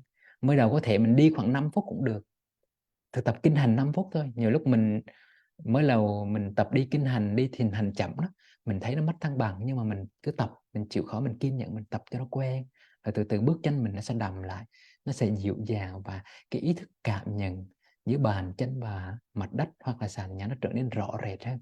Và lúc đó định lực mình nó bắt đầu có. Định lực là gì? Là tâm chuyên chú vào một đối tượng duy nhất. gọi là tâm nhất cảnh. Tâm nhất cảnh. Tức là lúc đó đối tượng duy nhất của tâm mình là bước chân đi thôi, cái đó gọi là định lực đó. Mình có định đó là nhờ mình chú tâm và an trú vào bước chân đi của mình. Nhưng mà đối với phương pháp đi thiền hành chậm hay gọi là kinh hành đó, thì có một lưu ý là mình đừng đi ra ngoài trời nhé, đừng đi ra ngoài đường, tại vì không người ta nghĩ là mình đang bị bệnh tâm lý. Tại vì ai cũng đi một cách bình thường, một cách vội vã, tự nhiên xuất hiện một anh chàng đang đi rất chậm rãi thảnh thờ, xong không khéo người ta qua vỗ vai người ta hỏi: này cháu có đang bị thất tình không vậy? Không. Thành ra cái phương pháp kinh hành hay là thiền hành chậm, nó chọn một không gian yên tĩnh vắng người, hoặc là trong nhà mình biết thôi. Ví dụ mình nói là mình báo ở trong nhà là mình báo với chồng hay vợ hay cả nhà bố mẹ là con có thực tập cái này và con sẽ đi chậm, mọi người đừng có thắc mắc nghe. Tức là trong nhà mình biết là mình đang thực tập thiền thì họ hiểu, chứ đừng có hăng quá ra ngoài đường mà người ta nghĩ là mình đang bị tâm thần hoặc là bị bệnh trầm cảm gì ha. Rồi phương pháp tiếp theo là phương pháp thiền hành hay là gọi là thiền hành đi tự nhiên. Thì đối với cái phương pháp này mình có thể thực tập ở ngoài trời, mình đi thiền hành mình đi một cách bình thường ở ngoài trời. Đó. Thì mình có thời gian thì mình chọn một công viên hoặc là một cái con đường trước trước nhà của mình đi một cách bình thường, nhưng mà tốc độ của nó lúc này nó sẽ nhanh hơn so với tốc độ đi thiền hành chậm, thưa đại chúng. Nếu mà tốc độ này mình có thể tạm gọi là tốc độ bình thường, gọi là normal speed, tức là tốc độ không là mình đi một cách bình thường. Nhưng mà tốc độ mà đi thiền hành chậm á thì có nghĩa là mình đang chậm chút 0,25. Giống kiểu mà khi mà mình coi YouTube á, nếu mà mình coi với tốc độ bình thường gọi là không, phải không? Nhưng mà mình coi với tốc độ chậm thì gọi là chậm 0,25, phải không? Hoặc là 1.5, ví dụ vậy. Thì mình đi thiền hành là mình chọn một không gian ở ngoài trời, mình đi thiền hành một cách bình thường như mọi người đang đi, nhưng mà lúc này tốc độ một cách bình thường ha, nhưng mà sự chú tâm lúc này á là nó ghi nhận, nó chỉ chú tâm tới sự xúc chạm với bàn chân và mặt đất thôi, chứ lúc đó nó không ghi nhận chi tiết là từ lúc dở lên đưa tới cho tới lúc chạm xuống. Mọi người hiểu cái này không nào? Thế bước chân mình đi lúc này nó chỉ ghi nhận cái lúc mà mình đặt chân xuống thôi, hoặc là nó chỉ ghi nhận một cách tổng quát về cái sự di chuyển bước chân của mình thôi. Và mình đi khoảng 30 bước 40 bước thì mình đọc thầm trong đầu lá: tâm tôi thanh thản nhẹ nhàng, tôi đang đi, tôi biết là tôi đang đi. Hoặc là hoặc là mình đọc cái bài kệ. Nếu mà ai đã thực tập theo thằng Mai thì mình có thể đọc một bài kệ: ý về muôn vàn nẻo, thiền lộ tâm an nhiên, từng bước gió mát dậy, từng bước nở hoa sen. Thì cái người đó đang đi và đọc thầm cái bài kệ đó trong đầu. Bài kệ này nếu ai mà muốn học thì tìm mua cái cuốn sách là từng bước nở hoa sen, sư ông dạy, hoặc là trong các cái cuốn sách dạy về chánh niệm, trong cái cuốn mà An Lạc từng bước chân đó, sư ông cũng có dạy. Tức là sư ông thì thiên về dạy những cái bài kệ để cho sự thực tập của mình nó trở nên thư ca, trở nên nhẹ nhàng. Nhưng mà Tinh Khôi thì thích dạy về các cái câu pháp, tại vì có thể là do cái mình á, do cái đặc tính của mình nó quen với các cái câu pháp hơn. Tại vì mình thấy đọc các câu pháp á, nó có hiệu quả hơn là mình đọc thơ. Thì cái này nó không đúng không sai ha, mà nó là phù hợp với từng người, thì đại chúng. Thành ra mình quen với cái nào thì mình tập với cái đó. Thì đó là những lúc mà mình tâm mình nó đang không có phiền não gì trong lòng, thì mình đi thì mình đọc là tâm tôi thanh thản nhẹ nhàng, tôi đang đi, tôi biết là tôi đang đi. Nhưng mà nếu mà tâm mình nó đang có một cái phiền não nào đó chi phối, ví dụ mình đang giận ai đó vì người đó có lầm lỗi, phải không? Thì mình lúc đó mình chuyển câu pháp qua một cái câu pháp khác, đó là: sống trên đời ai ai cũng lầm lỗi, cũng vùng về dài dột ít hay nhiều, tâm ta hãy thương yêu và tha thứ bao dung nhé. Lúc đó mình chuyển qua cái câu pháp này để mình gì? Mình hóa giải cái giận hờn tại vì lầm lỗi của người khác.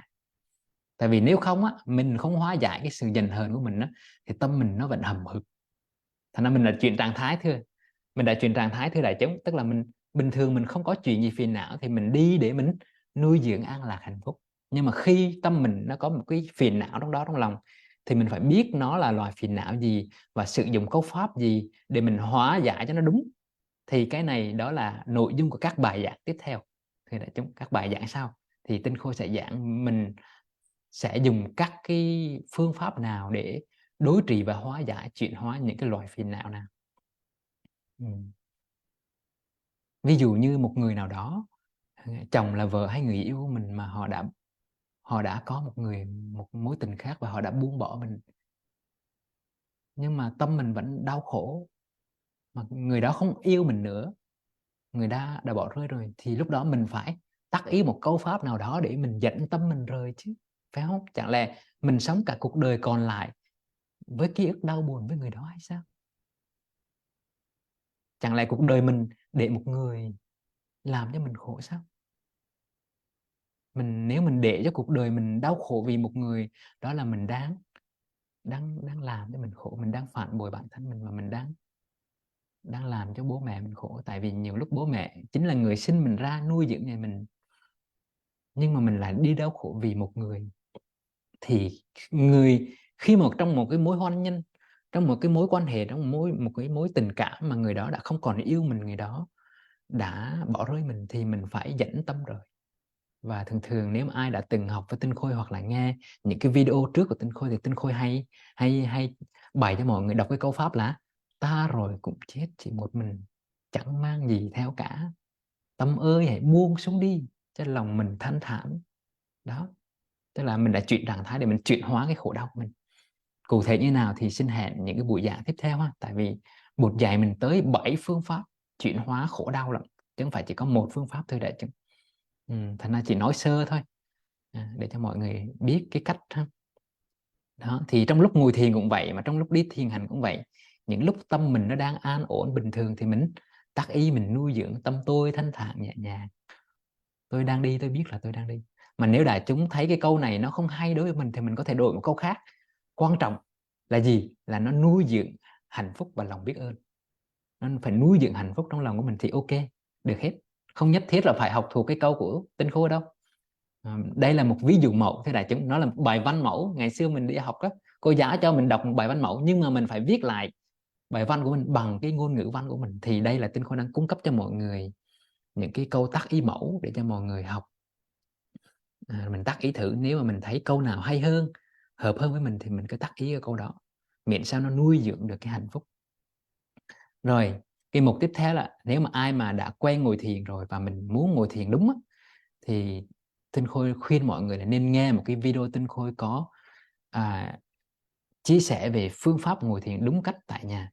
Và trong đó Tinh Khôi dạy về cách ngồi thiền rất đúng, rất chi tiết, và có cách mình tránh khỏi những cái trạng thái tưởng, cũng như là biết cách xử lý khi mình bị hôn trầm, bệnh buồn ngủ thì xử lý như thế nào. Thì mọi người có thể tìm cái video đó ở trên cái kênh YouTube á, mà trên kênh YouTube này Tinh Khôi dành để lưu lại các cái bài giảng của mình. Và có thể sau này cái kênh YouTube này, sau này Tinh Khôi sẽ up các cái bài giảng của mình, cái bài giảng trong lớp này lên đó cho mọi người, để mọi người nghe lại ha. Tại vì bữa giờ Tinh Khôi rảnh quá, chưa có rảnh để mà edit lại các cái video. Đây là kênh YouTube mà Tinh Khôi dùng để lưu lại các bài giảng của mình. Mọi người lên đó và mọi người đọc, tìm nghe cái bài này, bài hướng dẫn ngồi thiền đúng và hiệu quả tại nhà này, cái bài này. Mọi người ghé cái kênh YouTube và đăng ký ha, đăng ký vào và một like thôi. Tại vì biết sao, cái này cũng phải thì Tinh Khôi quảng cáo đâu mà mọi người biết không. Nếu mà mọi người thấy cái phương pháp này nó hay á, thì chỉ cần mình kích vào like á, thì cái YouTube nó có một cái hay là khi mà nhiều người like á, thì nó lại lan tỏa cho những người khác. Nó hay vậy đó.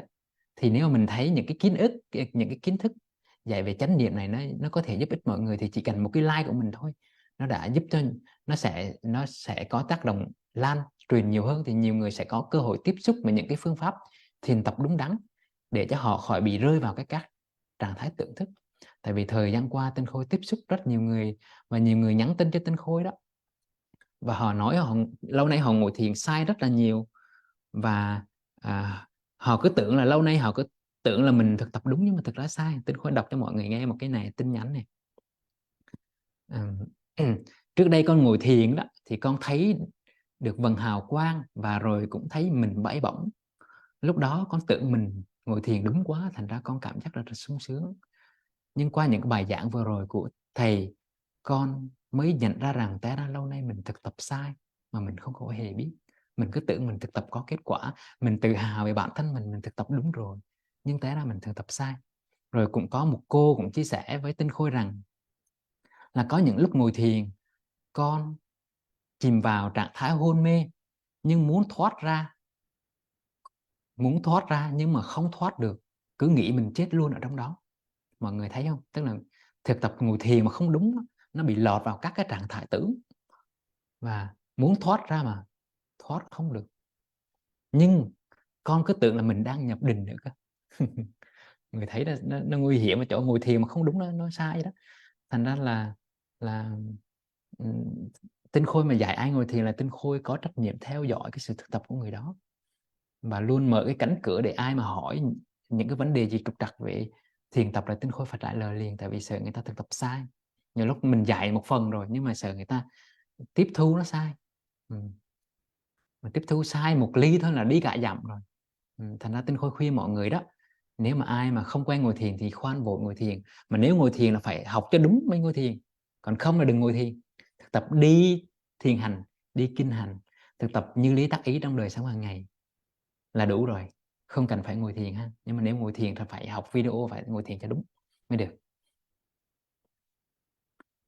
Mình quay lại tiếp tục cái bài giảng rồi.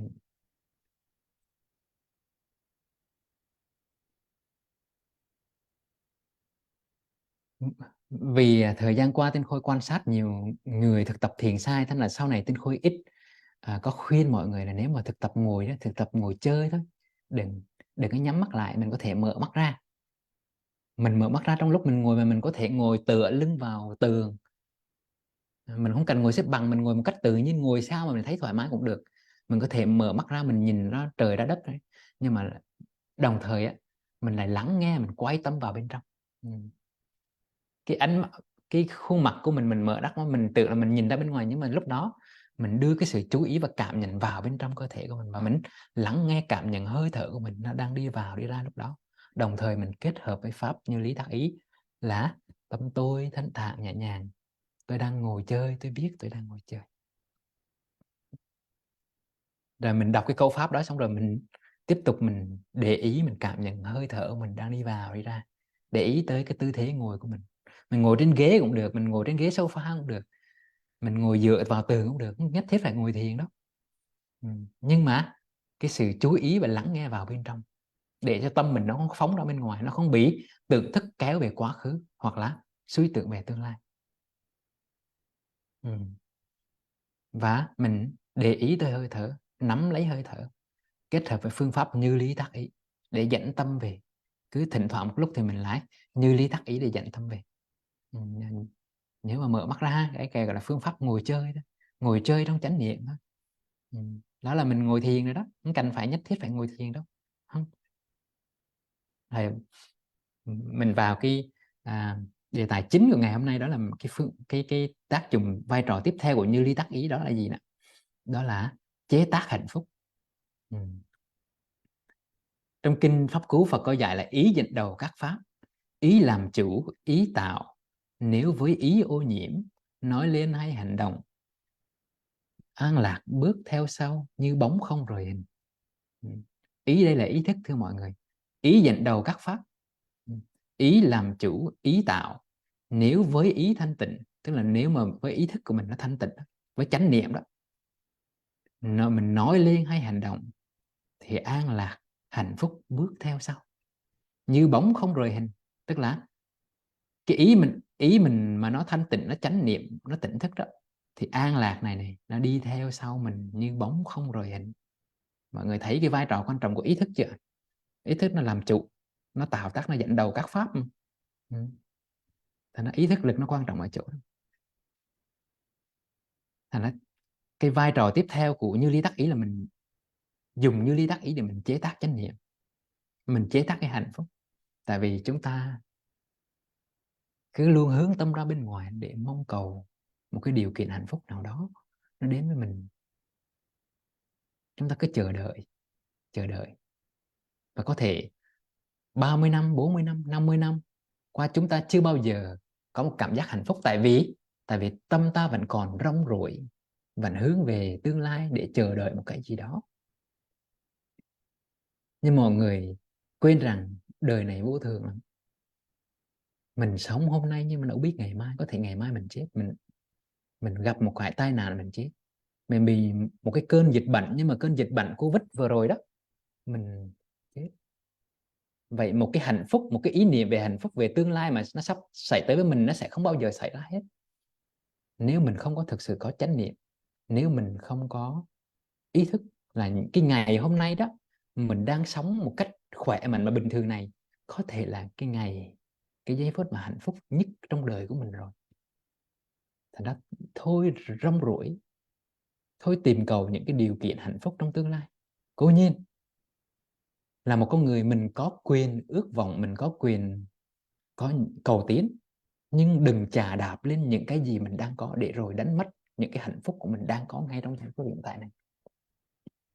Hiện tại mình đang có ba có mẹ bên cạnh mình, đó là một điều kiện của hạnh phúc. Đừng đợi ba mẹ mình nằm trong hòm rồi mình mới khóc than rằng mình đã không có mặt cho ba cho mẹ. Cả đời mình chỉ biết rong ruổi ra bên ngoài.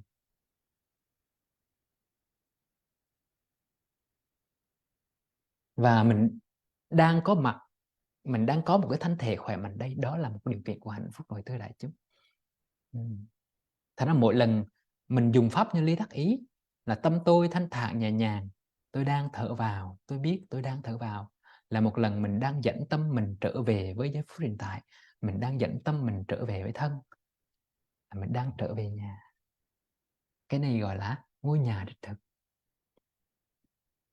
Và cái cảm giác của một người con mà lâu nay rong ruổi về quá khứ, về tương lai, một cảm giác của một người đi hoang, của một người cùng tử đó, một người đi lạc đó, mà cái giây phút mà được trở về nhà là giây phút đó, là giây phút của đoàn tụ, của hạnh phúc, thưa đại chúng. Thành ra sư ông làng Mai hay nói là con đã về, con đã tới. Đã về đã tới là gì? Là câu pháp như lý đắc ý để nhắc mình đó. Thành ra sư ông cứ cứ nói là mỗi lần ngồi thiền hay đi thiền hành, con hãy đọc cái câu này này: đã về đã tới, con đã về con đã tới. Sau lưng chị Phương Thùy đang có một cái câu thư pháp của sư ông là con đã về con đã tới. Đó không phải là một lời tuyên bố suông, mà đó là một sự thực tập trở về, đưa tâm trở về với giây phút hiện tại, đưa tâm trở về với thân. Đó là một sự đoàn tụ, đó là một cuộc trở về nhà, như một đứa con đi xa đi lạc lâu nay và trở về nhà. Thì cái giây phút đoàn tụ, cái giây phút mà bước chân về nhà, đó là giây phút của hạnh phúc, thưa đại chúng. Vậy khi mà mình đưa tâm trở về với nhà, đó là mình đang chế tác hạnh phúc bằng pháp như lý tác ý. Con đã về con đã tới. Đó là tâm trạng của một người lâu nay đi lạc đi hoang mà được trở về với ngôi nhà đích thực của mình. Và mình có thể đọc cái câu pháp là I'm here for me. Có nghĩa là gì? Là tôi đang có mặt cho chính tôi đây nè. Mình có thể đọc thầm cái câu đó trong đầu của mình: tôi đang có mặt cho chính tôi đây nè. Tại vì có thể lâu nay mình có mặt cho ai không à, chứ mình không có mặt cho chính bản thân mình. Nhưng mà thưa đại chúng, sư ông dạy rồi, khi mình thương yêu một ai đó thì mình phải có mặt cho người đó. Nhưng mà để mà thương ai đó thì mình phải học cách thương chính mình đã. Tại vì mình không có gì làm sao mình cho đi, phải không ạ? Mình không có tình thương đối với bản thân mình, làm sao mình thương được người khác? Làm sao mình thương được chồng mình? Làm sao mình thương được con mình? Làm sao mình thương được ba mẹ của mình? Có chăng đó là sự cố gắng, sự chịu đựng đó, một ngày nào đó nó sẽ kiệt quệ, phải không? Tại vì mình không có đủ tình thương đối với bản thân mình, mà làm sao mình có cái để mình cho đi. Thành ra I'm here for you, là tôi đang có mặt cho chính tôi đây. Đó là hành động trở về của thương yêu. Mình đang thương chính bản thân.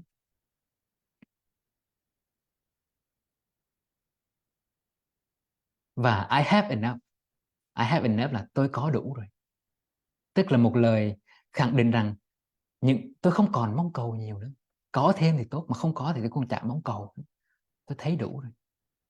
Tôi có một ngôi nhà để ngủ, có một mái ấm gia đình, có chồng có vợ để yêu thương là đủ rồi. Tôi còn ba còn mẹ là tôi đủ rồi. Tôi đang có một thân thể lành lặn và khỏe mạnh là tôi đủ rồi. Tâm tôi dừng lại sự đi hoang, sự mong cầu về tương lai, là I have enough. Những cái gì mình mong cầu ngày xưa á, có thể bây giờ mình đã có rồi nhưng mà mình quên, tại vì mình quen cái thói quen rong ruổi về tương lai, mình không có chánh niệm. Thành ra ai sư ông có viết một cái tấm thư pháp để treo cho mọi người treo trong nhà là I have enough, là con có đủ rồi, để nhắc nhở mọi người thực tập đó. Thành ra các cái câu pháp của làng Mai nó có công dụng là nhắc nhở mọi người thực tập, nó chính là câu pháp như Lý Đắc Ý đó. Con có đủ rồi, sư ông nhắc mình là con có đủ rồi đó, đừng có rong ruổi nữa. Và mình cũng từ chính nhắc bản thân mình là I have enough, con có đủ rồi, con không còn vọng cầu về đi tìm nữa. Ừ. Mình phải học để nhận diện, để ghi nhận, để trân quý những gì hôm nay mình có. Mình phải có cái khả năng là sống hạnh phúc cái đã. Bình thường chúng ta cứ hướng ra bên ngoài để đi tìm các điều kiện hạnh phúc không à. Mình phải đi tìm bằng cấp, mình phải đi tìm tiền bạc, mình đi tìm danh vọng, mình đi tìm các cái điều kiện để đem tới cho mình hạnh phúc. Nhưng rồi dù có rồi mình cũng hạnh phúc có một lúc thôi, hoặc vài ngày xong rồi mình quên. Có thể mình hy sinh sức khỏe, tinh thần của mình để mua cho được một chiếc xe ô tô, thưa đại chúng, để mình hạnh phúc, nhưng rồi mình vui được mấy ngày. Mọi người thử đi, mình nhìn vào đời sống mình mới thấy cái lúc mà mình chưa có ô tô mình háo hức lắm, mình có thể cày ngày cày đêm này mình mua cho được một chiếc ô tô. Nhưng mà có ô tô rồi mình hạnh phúc được mấy ngày, sau đó cái cảm giác lờn đó nó có mặt và mình không còn hạnh phúc nữa. Ừ. Nhưng mà mình không nhớ rằng cái ngày mà mình còn đi xe đạp cà tịch cà tang á, và so với cái giây phút mà mình đi ô tô ngày hôm nay, rồi là mình đang sống trong cõi thiên cõi trời đó, sống hạnh phúc đó. Nhưng mình quên. Thành ra câu mà I have enough đó chính là một cái lời khẳng định là con đang có đủ hạnh phúc. Ừ. Hoặc là một cái câu pháp khác mà sư ông hay dạy là this is a happy moment, tức là đây là giây phút hạnh phúc. Đây là câu linh chú thứ 5. Nếu mà ai đã từng học pháp môn làng Mai thì đây là câu linh chú thứ 5 mà sư ông dạy cho đệ tử là đây là giây phút hạnh phúc. Cái giây phút mà vợ chồng con cái đang có mặt ăn cơm trên bàn thì mình có thể đọc thầm câu pháp trong đầu là đây là giây phút hạnh phúc. Mình có thể đọc thầm trong đầu mình để mình ghi nhận cái giây phút đầm ấm đó, nơi cái giờ phút mà có chồng có vợ có con đang có mặt đầy đủ. Tại vì mai đây khi mình lớn lên rồi, mình già đi, con mình cũng có gia đình riêng, nó phải đi làm ăn xa, hay là con mình lấy chồng xa, thì cái giây phút đoàn tụ đó nó không còn nữa. Thành ra đây là giây phút hạnh phúc, là cái câu pháp mà mình đang nuôi dưỡng cái hạnh phúc, đang nuôi dưỡng cái sự có mặt, đang biết trân quý những gì mình đang có. Đối với những người lớn tuổi thì sư ông có tặng cho họ một cái câu pháp là con trân quý những tháng năm còn lại, hạnh phúc cười trên bước đường con đi. Ừ. Dù mình 30 tuổi 40 tuổi mình cũng có thể đọc cái câu pháp này là con trân quý tháng năm còn lại, hạnh phúc cười trên bước đường con đi. Tại vì ai chắc là chúng ta sẽ sống thêm 30 năm 40 năm nữa, thưa mọi người. Có thể có mặt hôm nay nhưng mà ngày mai chưa chắc. Thành ra mình sống, mình trân quý những tháng năm còn lại của mình đi. Mình biết trân trọng những gì mình đang có. Ha, đó là mình chế tác hạnh phúc đó. Khi mà mình chế tác hạnh phúc, mình có hạnh phúc rồi đó, mình là một con người hạnh phúc rồi.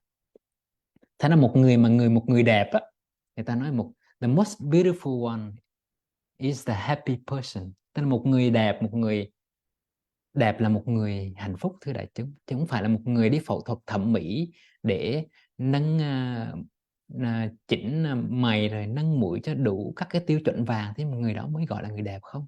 Tại vì nếu người đó mà có một tâm trạng đau buồn, buồn khổ, người đó hay giận hờn, người đó hay ganh tị hay đố kỵ, thì tỷ lệ vàng trên khuôn mặt của người đó nó cũng chả có ý nghĩa gì. Tại vì người đó chỉ có cái vẻ bề ngoài thôi.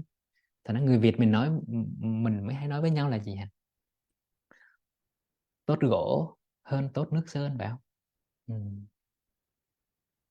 Ừ. Thật ra hạnh phúc là khả năng, nó là kỹ năng sống hạnh phúc là nằm ở chỗ đó. Sư ông mới có một cái câu là hạnh phúc là con đường.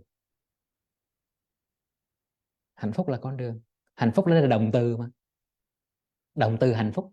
là mình phải dùng pháp như lý tác ý để mình chế tác hạnh phúc. Không có con đường đưa tới hạnh phúc chính là con đường. Không có con đường đưa tới hạnh phúc chính là con đường. Vậy mình dùng pháp như lý tác ý để mình chế tác hạnh phúc ngay trong đời sống hàng ngày của mình. Thì khi mà mình có đầy đủ hạnh phúc rồi thì chính hạnh phúc đó mình mới san sẻ được với người khác.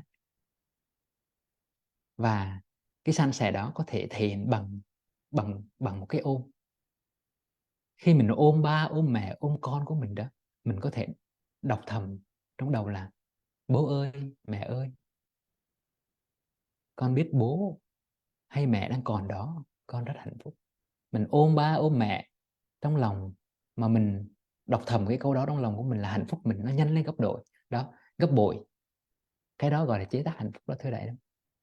Hạnh phúc chưa sanh thì làm cho nó sanh khởi. Đức Phật dạy mà, như lý tác ý là hạnh phúc chưa sanh khởi thì làm cho nó sanh khởi. Nhưng mà nếu nó đã sanh khởi rồi thì mình lại đọc tiếp câu pháp như vậy để làm cho hạnh phúc nó mạnh hơn, nó lớn hơn nữa, làm cho nó tăng trưởng hơn nữa. Hoặc là bố hay mẹ của mình đã mất rồi đó, thì những lúc mình ngồi thiền đó, mình có thể đọc thầm cái câu pháp là: bố ơi, mẹ ơi, con đang ngồi thiền cho bố hay mẹ đây. Tại vì cả cuộc đời bố và mẹ của mình có thể vất vả cả một cuộc đời để nuôi mình lớn khôn, nuôi lớn mình ăn học. Bố và mẹ của mình chưa bao giờ có một lần, có một giây phút ngồi thật yên như ngày hôm nay mình ngồi. Tại đó khi mà mình ngồi thì mình đọc cái câu pháp đó trong đầu là niềm biết ơn và hạnh phúc mình nó dâng trào. Tại vì mình biết bố mẹ mình đã khổ cả một cuộc đời rồi, và mình đang ngồi thiền cho bố hay mẹ của mình đó. Hoặc là mình có những đứa con mà mình thương yêu con mình cũng vậy. Cái món quà lớn nhất của con mình không phải là mình chỉ đi làm, mình cày ngày cày đêm để nuôi con mình ăn học. Thưa đại chúng, không phải, không hoàn toàn. Tại vì về đời sống vật chất cần rồi, nhưng mà đời sống tinh thần nó cũng cần. Nhiều lúc đứa con của mình nó chỉ cần sự có mặt của mẹ thôi, hoặc những đứa con nó chỉ cần sự có mặt của bố thôi. Cái ngày sinh nhật của nó không cần những cái gì sang trọng xa hoa đâu, nó chỉ cần sự có mặt của bố và mẹ thôi. Thành ra những cái anh chị doanh nhân nào, những anh chị nào mà chỉ biết lao ra ngoài cày ngày cày đêm mà không có mặt và thời gian cho con đó, thì đứa con đó nó đang thiếu tình thương, nó đang thiếu sự có mặt của mình. Thành ra sư ông mới dạy là cái món quà lớn nhất mà chúng ta trao tặng cho người chúng ta thương đó là sự có mặt của chúng ta, thưa đại chúng.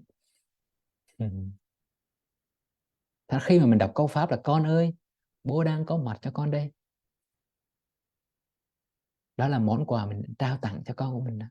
Nhưng mà cố nhiên mình đi công tác ở đâu xa về thì có một món quà đặc sản ở địa phương nào đó đem về thì nó vui hơn. Chứ mà về là con hỏi bố ơi quà của con đâu, mình chỉ nói là sự có mặt của bố là quà của con thì đúng rồi, thì cũng đúng. Nhưng mà nếu được thì kèm thêm món quà thì nó hấp dẫn hơn, phải không thưa đại chúng? Tại con mà thích quà không? Ừ.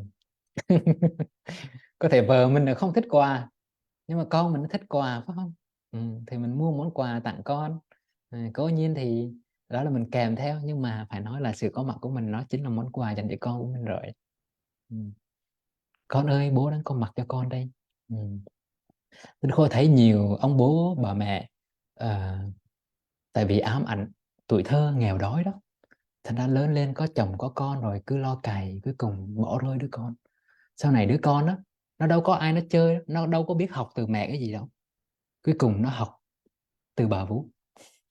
Mà bà vú á, thì phần lớn là những người lao công. Nói đây không phải là mình để kỳ thị, nhưng mà để mình nhận diện thực tại là bà vú thì nhiều lúc cũng đâu có học hành nhiều, nhận thức cũng đâu có nhiều, thì cuối cùng dạy con mình những cái mà lâu này khi mà mình nhìn lại mình mới té ngựa đó, té ra con mình nó học những cái thói hư tật xấu từ ai á, không phải từ mình. Tại vì sao? Tại vì mình bận quá, mình đâu có thời gian để trao truyền những cái giá trị đạo đức tốt đẹp của ông bà cha mẹ mình lại cho con mình đâu. Mà để rồi con mình không có thời gian cho con mình, thì con mình nó phải cần thức ăn chứ, nó phải nuôi dưỡng nó. Thì nó học từ bà vú, nó học từ bạn bè của nó học từ thầy cô của nó. Thành ra thế hệ trẻ mà có hư á, thưa đại chúng, nó không phải chỉ là vấn đề của thầy cô giáo mà còn là vấn đề của cha mẹ nữa, phải không? Thật ra các em học sinh mà nó có hư, nó có chưa ngoan á, thì đừng có đổ lỗi cho ai hết, có mình trong đó hết á. cha mẹ có trách nhiệm, thầy cô có trách nhiệm, xã hội có trách nhiệm, ông bà có trách nhiệm. Tại vì thế hệ trẻ, các em nó là sáng tạo phẩm của chúng ta. Xã hội có trách nhiệm. Chúng ta đăng tải lên mạng xã hội những cái hình ảnh xấu xí, bạo lực, bạo động, những cái xấu xa thì các em nó hấp thụ vào, và mình cổ suý cho những cái đó. Mình cho những cái giá trị à, những cái giá trị à, tầm thường nó lên ngôi, thì các em nó bị nhiễm từ cái đó. Thật ra chúng ta đừng có đổ lỗi các cái thế hệ tương lai. Chúng ta có lỗi. Tinh Khôi cũng có lỗi. Tinh Khôi xin nhận lỗi, và Tinh Khôi đang tu tập, và Tinh Khôi đang cố gắng để lan tỏa những cái phương pháp thực tập này để Tinh Khôi sửa lỗi của chính mình. Tại vì những cái gì tiêu cực của xã hội thì Tinh Khôi có góp phần ở trong đó. Một suy nghĩ tiêu cực thôi cũng đã góp phần vào năng lượng tiêu cực của xã hội rồi, chứ đừng nói là một hành động hút thuốc, hành động đánh đập ai đó, đó là một đóng góp tiêu cực vào xã hội rồi, thưa mọi người. Thì các em học sinh, các thế hệ trẻ nó nhìn vào mình, nó bắt chước chứ sao. Phải thấy thế, phải thấy như vậy, để rồi không đổ lỗi cho ai, để rồi không lên án ai, để rồi thương cho tất cả, để trái tim mình rộng mở ra, thưa mọi người. Thì đó mới là trái tim của một người tỉnh thức, là thấy tất cả, là mắt thương nhìn đời bằng mắt thương, là như vậy. Và tác dụng tiếp theo là như lý tác ý là gì? Là chế tác lòng biết ơn. Chế tác lòng biết ơn là chúng ta biết ơn chính mình.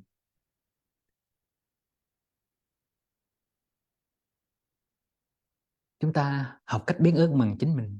Mọi người có thể bỏ hai cánh tay lên trên vai này, mời mọi người bỏ tay lên hai hai vai, bỏ tay choàng như vậy này, mọi người cùng choàng lên vai mình, tay trái tay phải ôm vậy.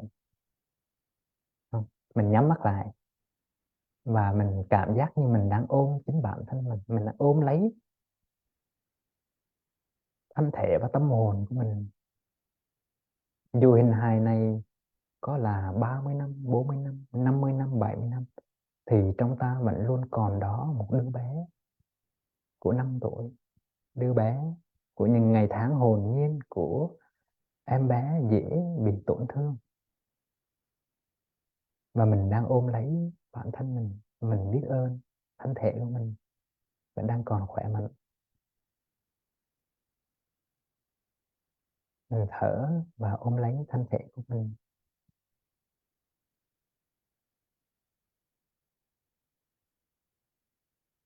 Cảm ơn đại chúng.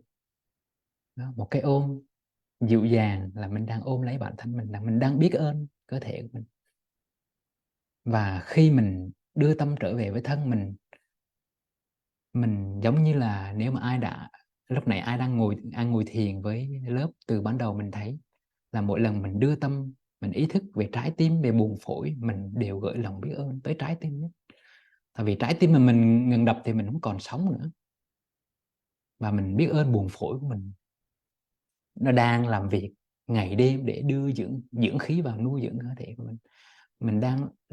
Mình trong đời sống hàng ngày mình có thể đọc thầm cái câu pháp là: lá gan ơi, tôi biết ơn em đã giúp tôi thải độc nhé. Ừ. Hoặc là bao tử ơi, tôi biết ơn em đã vất vả những lúc tôi ăn no và nặng nề, thương lắm. Ừ. Mình đang trở về và mình đọc một câu pháp để mình tỏ lộ cái lòng biết ơn của mình đối với cơ thể của mình, đối với bao tử của mình. Mình biết ơn bao tử để rồi gì? Để mình nhớ rằng là mình đừng ăn cái gì nặng nề quá, đừng có ăn cay quá mà bao tử mình nó đau đớn, nó đang vật vã.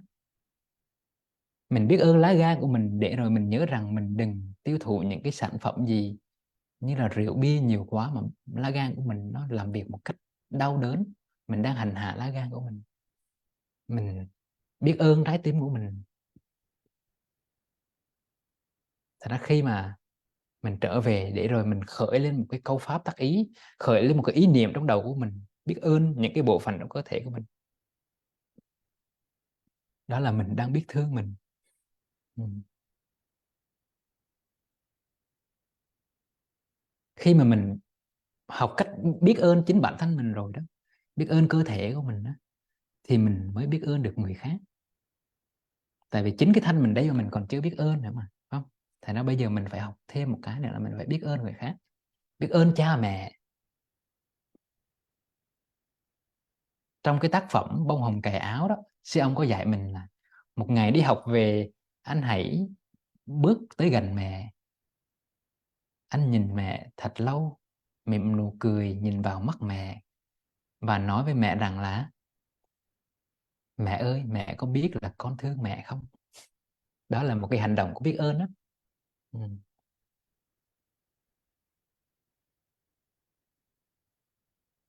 Không biết có cái chị Đinh Thị Quế vẽ gì lên trên màn hình của thầy vậy.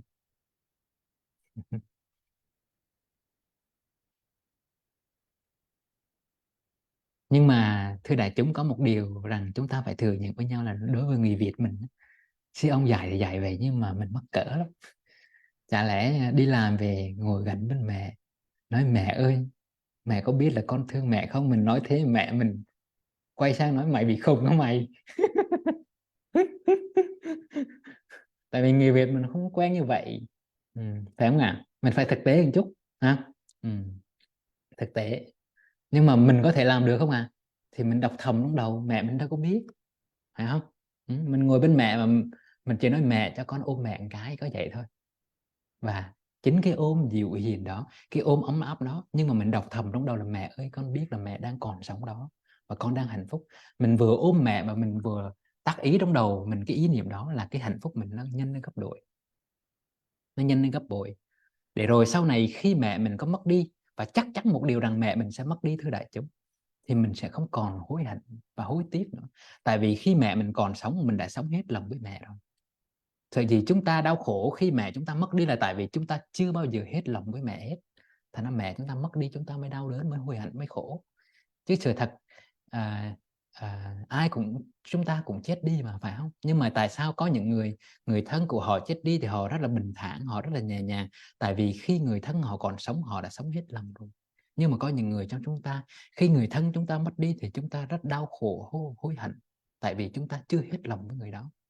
Thì nó pháp như lý tác ý nó hay vậy đó, nó giúp cho mình biểu lộ, nó phát khởi trong tâm mình lòng biết ơn. Và đối với cha mẹ cũng vậy, với những người thầy tâm linh cũng vậy, những người dạy cho mình những cái đạo đức, dạy cho mình những cái điều hay lẽ phải.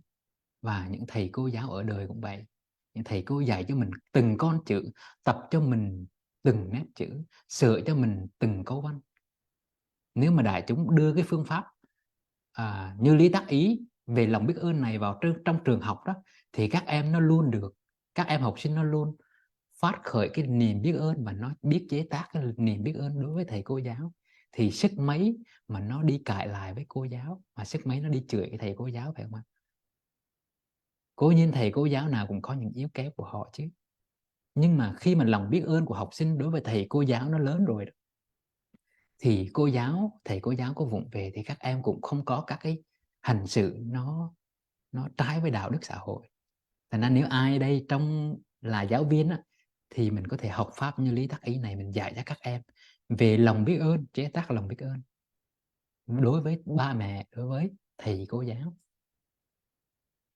Tâm mình nó hay lắm, nó giống như ánh sáng, nếu mà lòng biết ơn có mặt đó thì những cái tiêu cực, những cái hận thù, những cái giận hờn nó không có mặt. Hay không?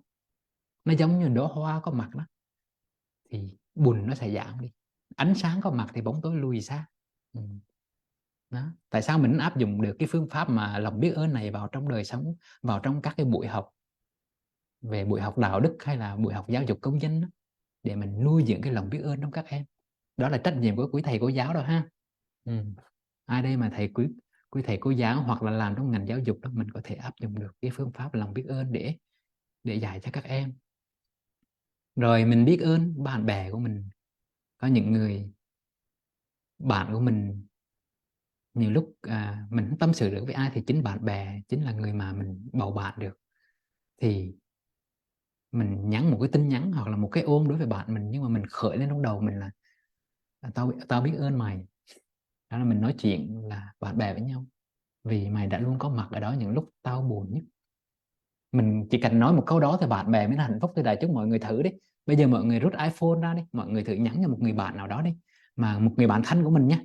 Mình nhắn đi, à, ví dụ là bạn mình tên Hương đấy, thì mình nhắn là Hương ơi, tao cảm ơn mày vì mày luôn có mặt đó cho tao. Mọi người thử rút iPhone ra, là mọi người nhắn cho bạn của mình đi, chắc chắn là bạn mình sẽ hạnh phúc cho bà coi. Tao biết ơn mày là mày luôn có mặt ở đó và luôn lắng nghe tao đó. Không, mình nhắn cho bạn mình một tin nhắn đi, đã bảo bạn mình sẽ hỏi hôm nay mày khùng hả mày, nhưng mà không sao, khùng cũng được. Cái khùng của mình mà đem lại hạnh phúc cho chính mình và cho người khác thì cái khùng đó nên có, phải không ạ? Mọi người nhắn cho bạn ấy ha. Rồi đối tượng cuối cùng mà mình biết ơn đó là đất mẹ, trời cha, cây cỏ và hoa lá. Mỗi cái oxygen, một cái khí oxy mà mình đang thở vào thở ra này, nó là nhờ cây cung cấp cho mình. Những cái hạt cơm của mình đang ăn đó là những người nông dân cày cấy vất vả, dầm nắng dãi mưa ở ngoài đồng. Những trái cây mình đang ăn là những người nông dân đang làm trong rừng, ở trong trong vườn. Thì mỗi lần mình ăn, mình tiêu thụ một cái gì đó mà mình nhớ ơn tới những người khác, thì lòng biết ơn mình nó càng lớn. Đó là như lý tác ý đó thưa mọi người. Mình như lý tác ý dưới dạng âm thầm cũng được, mà dưới dạng tác ý rõ rệt cũng được. Trạng thái nào cũng giúp cho mình nuôi dưỡng được cái lòng biết ơn hết. Ừ. mình mình mình hãy tưởng tượng mình lên mặt trăng á, hoặc là mình lên sao hỏa, mình có sống được không thưa mọi người? Trên đó không có sông núi, không có cây, không có cối, không có hoa, có lá gì hết, mình sống được không à? Không, đúng không? Ừ. Thành ra nếu không có hoa, không có cây, không có lá thì làm sao mà sống? Thành ra mình phải biết ơn những cái thiên nhiên đó. Mà khi mà mình lòng biết ơn mình nó lớn rồi đó, thì mình sẽ không làm gì nó phá hoại thiên nhiên, không phá hoại môi trường. Mình biết cách gìn giữ môi trường. Thành ra cái lòng biết ơn này mà đưa vào xã hội, đưa vào giáo dục đó, thì thiên nhiên xã hội mới được bảo vệ. Còn không chúng ta chỉ biết chạy theo cái lợi trước mắt mà chúng ta tàn phá thiên nhiên, tàn phá rừng, tàn phá biển, có gì thì cũng tàn phá hết. Mình có thể biến biến sông thành hồ cá của mình có thể biến núi thành hòn non bộ của mình được. Mình có thể tàn phá được hết, tại vì cái lòng biết ơn mình không có. Mình mình nhận nhìn được cái sự có mặt của những các cái điều kiện thiên nhiên bên ngoài là một cái điều kiện nó đang nuôi dưỡng mình.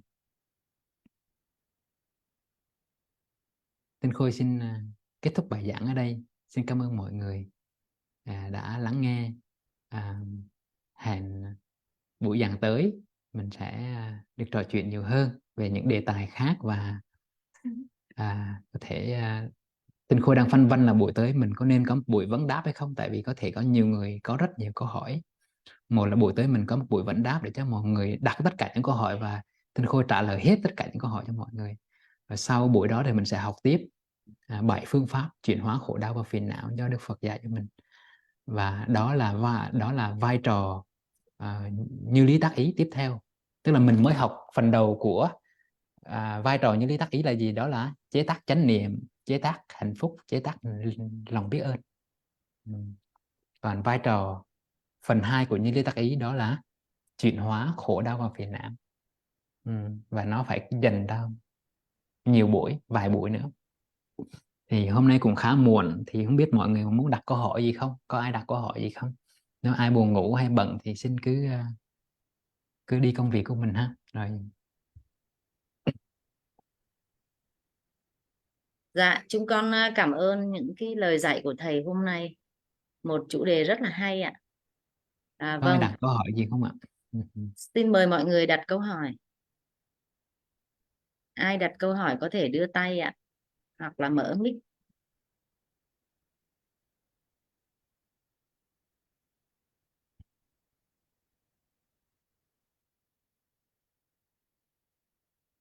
Dạ, có ai hỏi không à? Không thấy ai đưa tay. Dạ, chắc là mọi người nghe thầy thông báo là hôm sau sẽ dành nguyên một buổi để giải đáp. Vâng, thầy giảng hay quá, biết ơn thầy. Dạ. Phương pháp như lý tác ý rất là hay đúng không cả nhà? Vậy thì chắc xin phép thầy, chúng ta sẽ kết thúc lớp ở đây. Vâng, xin chào mọi người và chúc những ai ở Việt Nam có một buổi tối thật bình yên, ngủ ngon. Ai mà ai mà ở Mỹ thì xin chúc một ngày bình an và hạnh phúc. Xin chào tạm biệt mọi người ha. Dạ, chúng con chào thầy. Xin cảm ơn quý vị.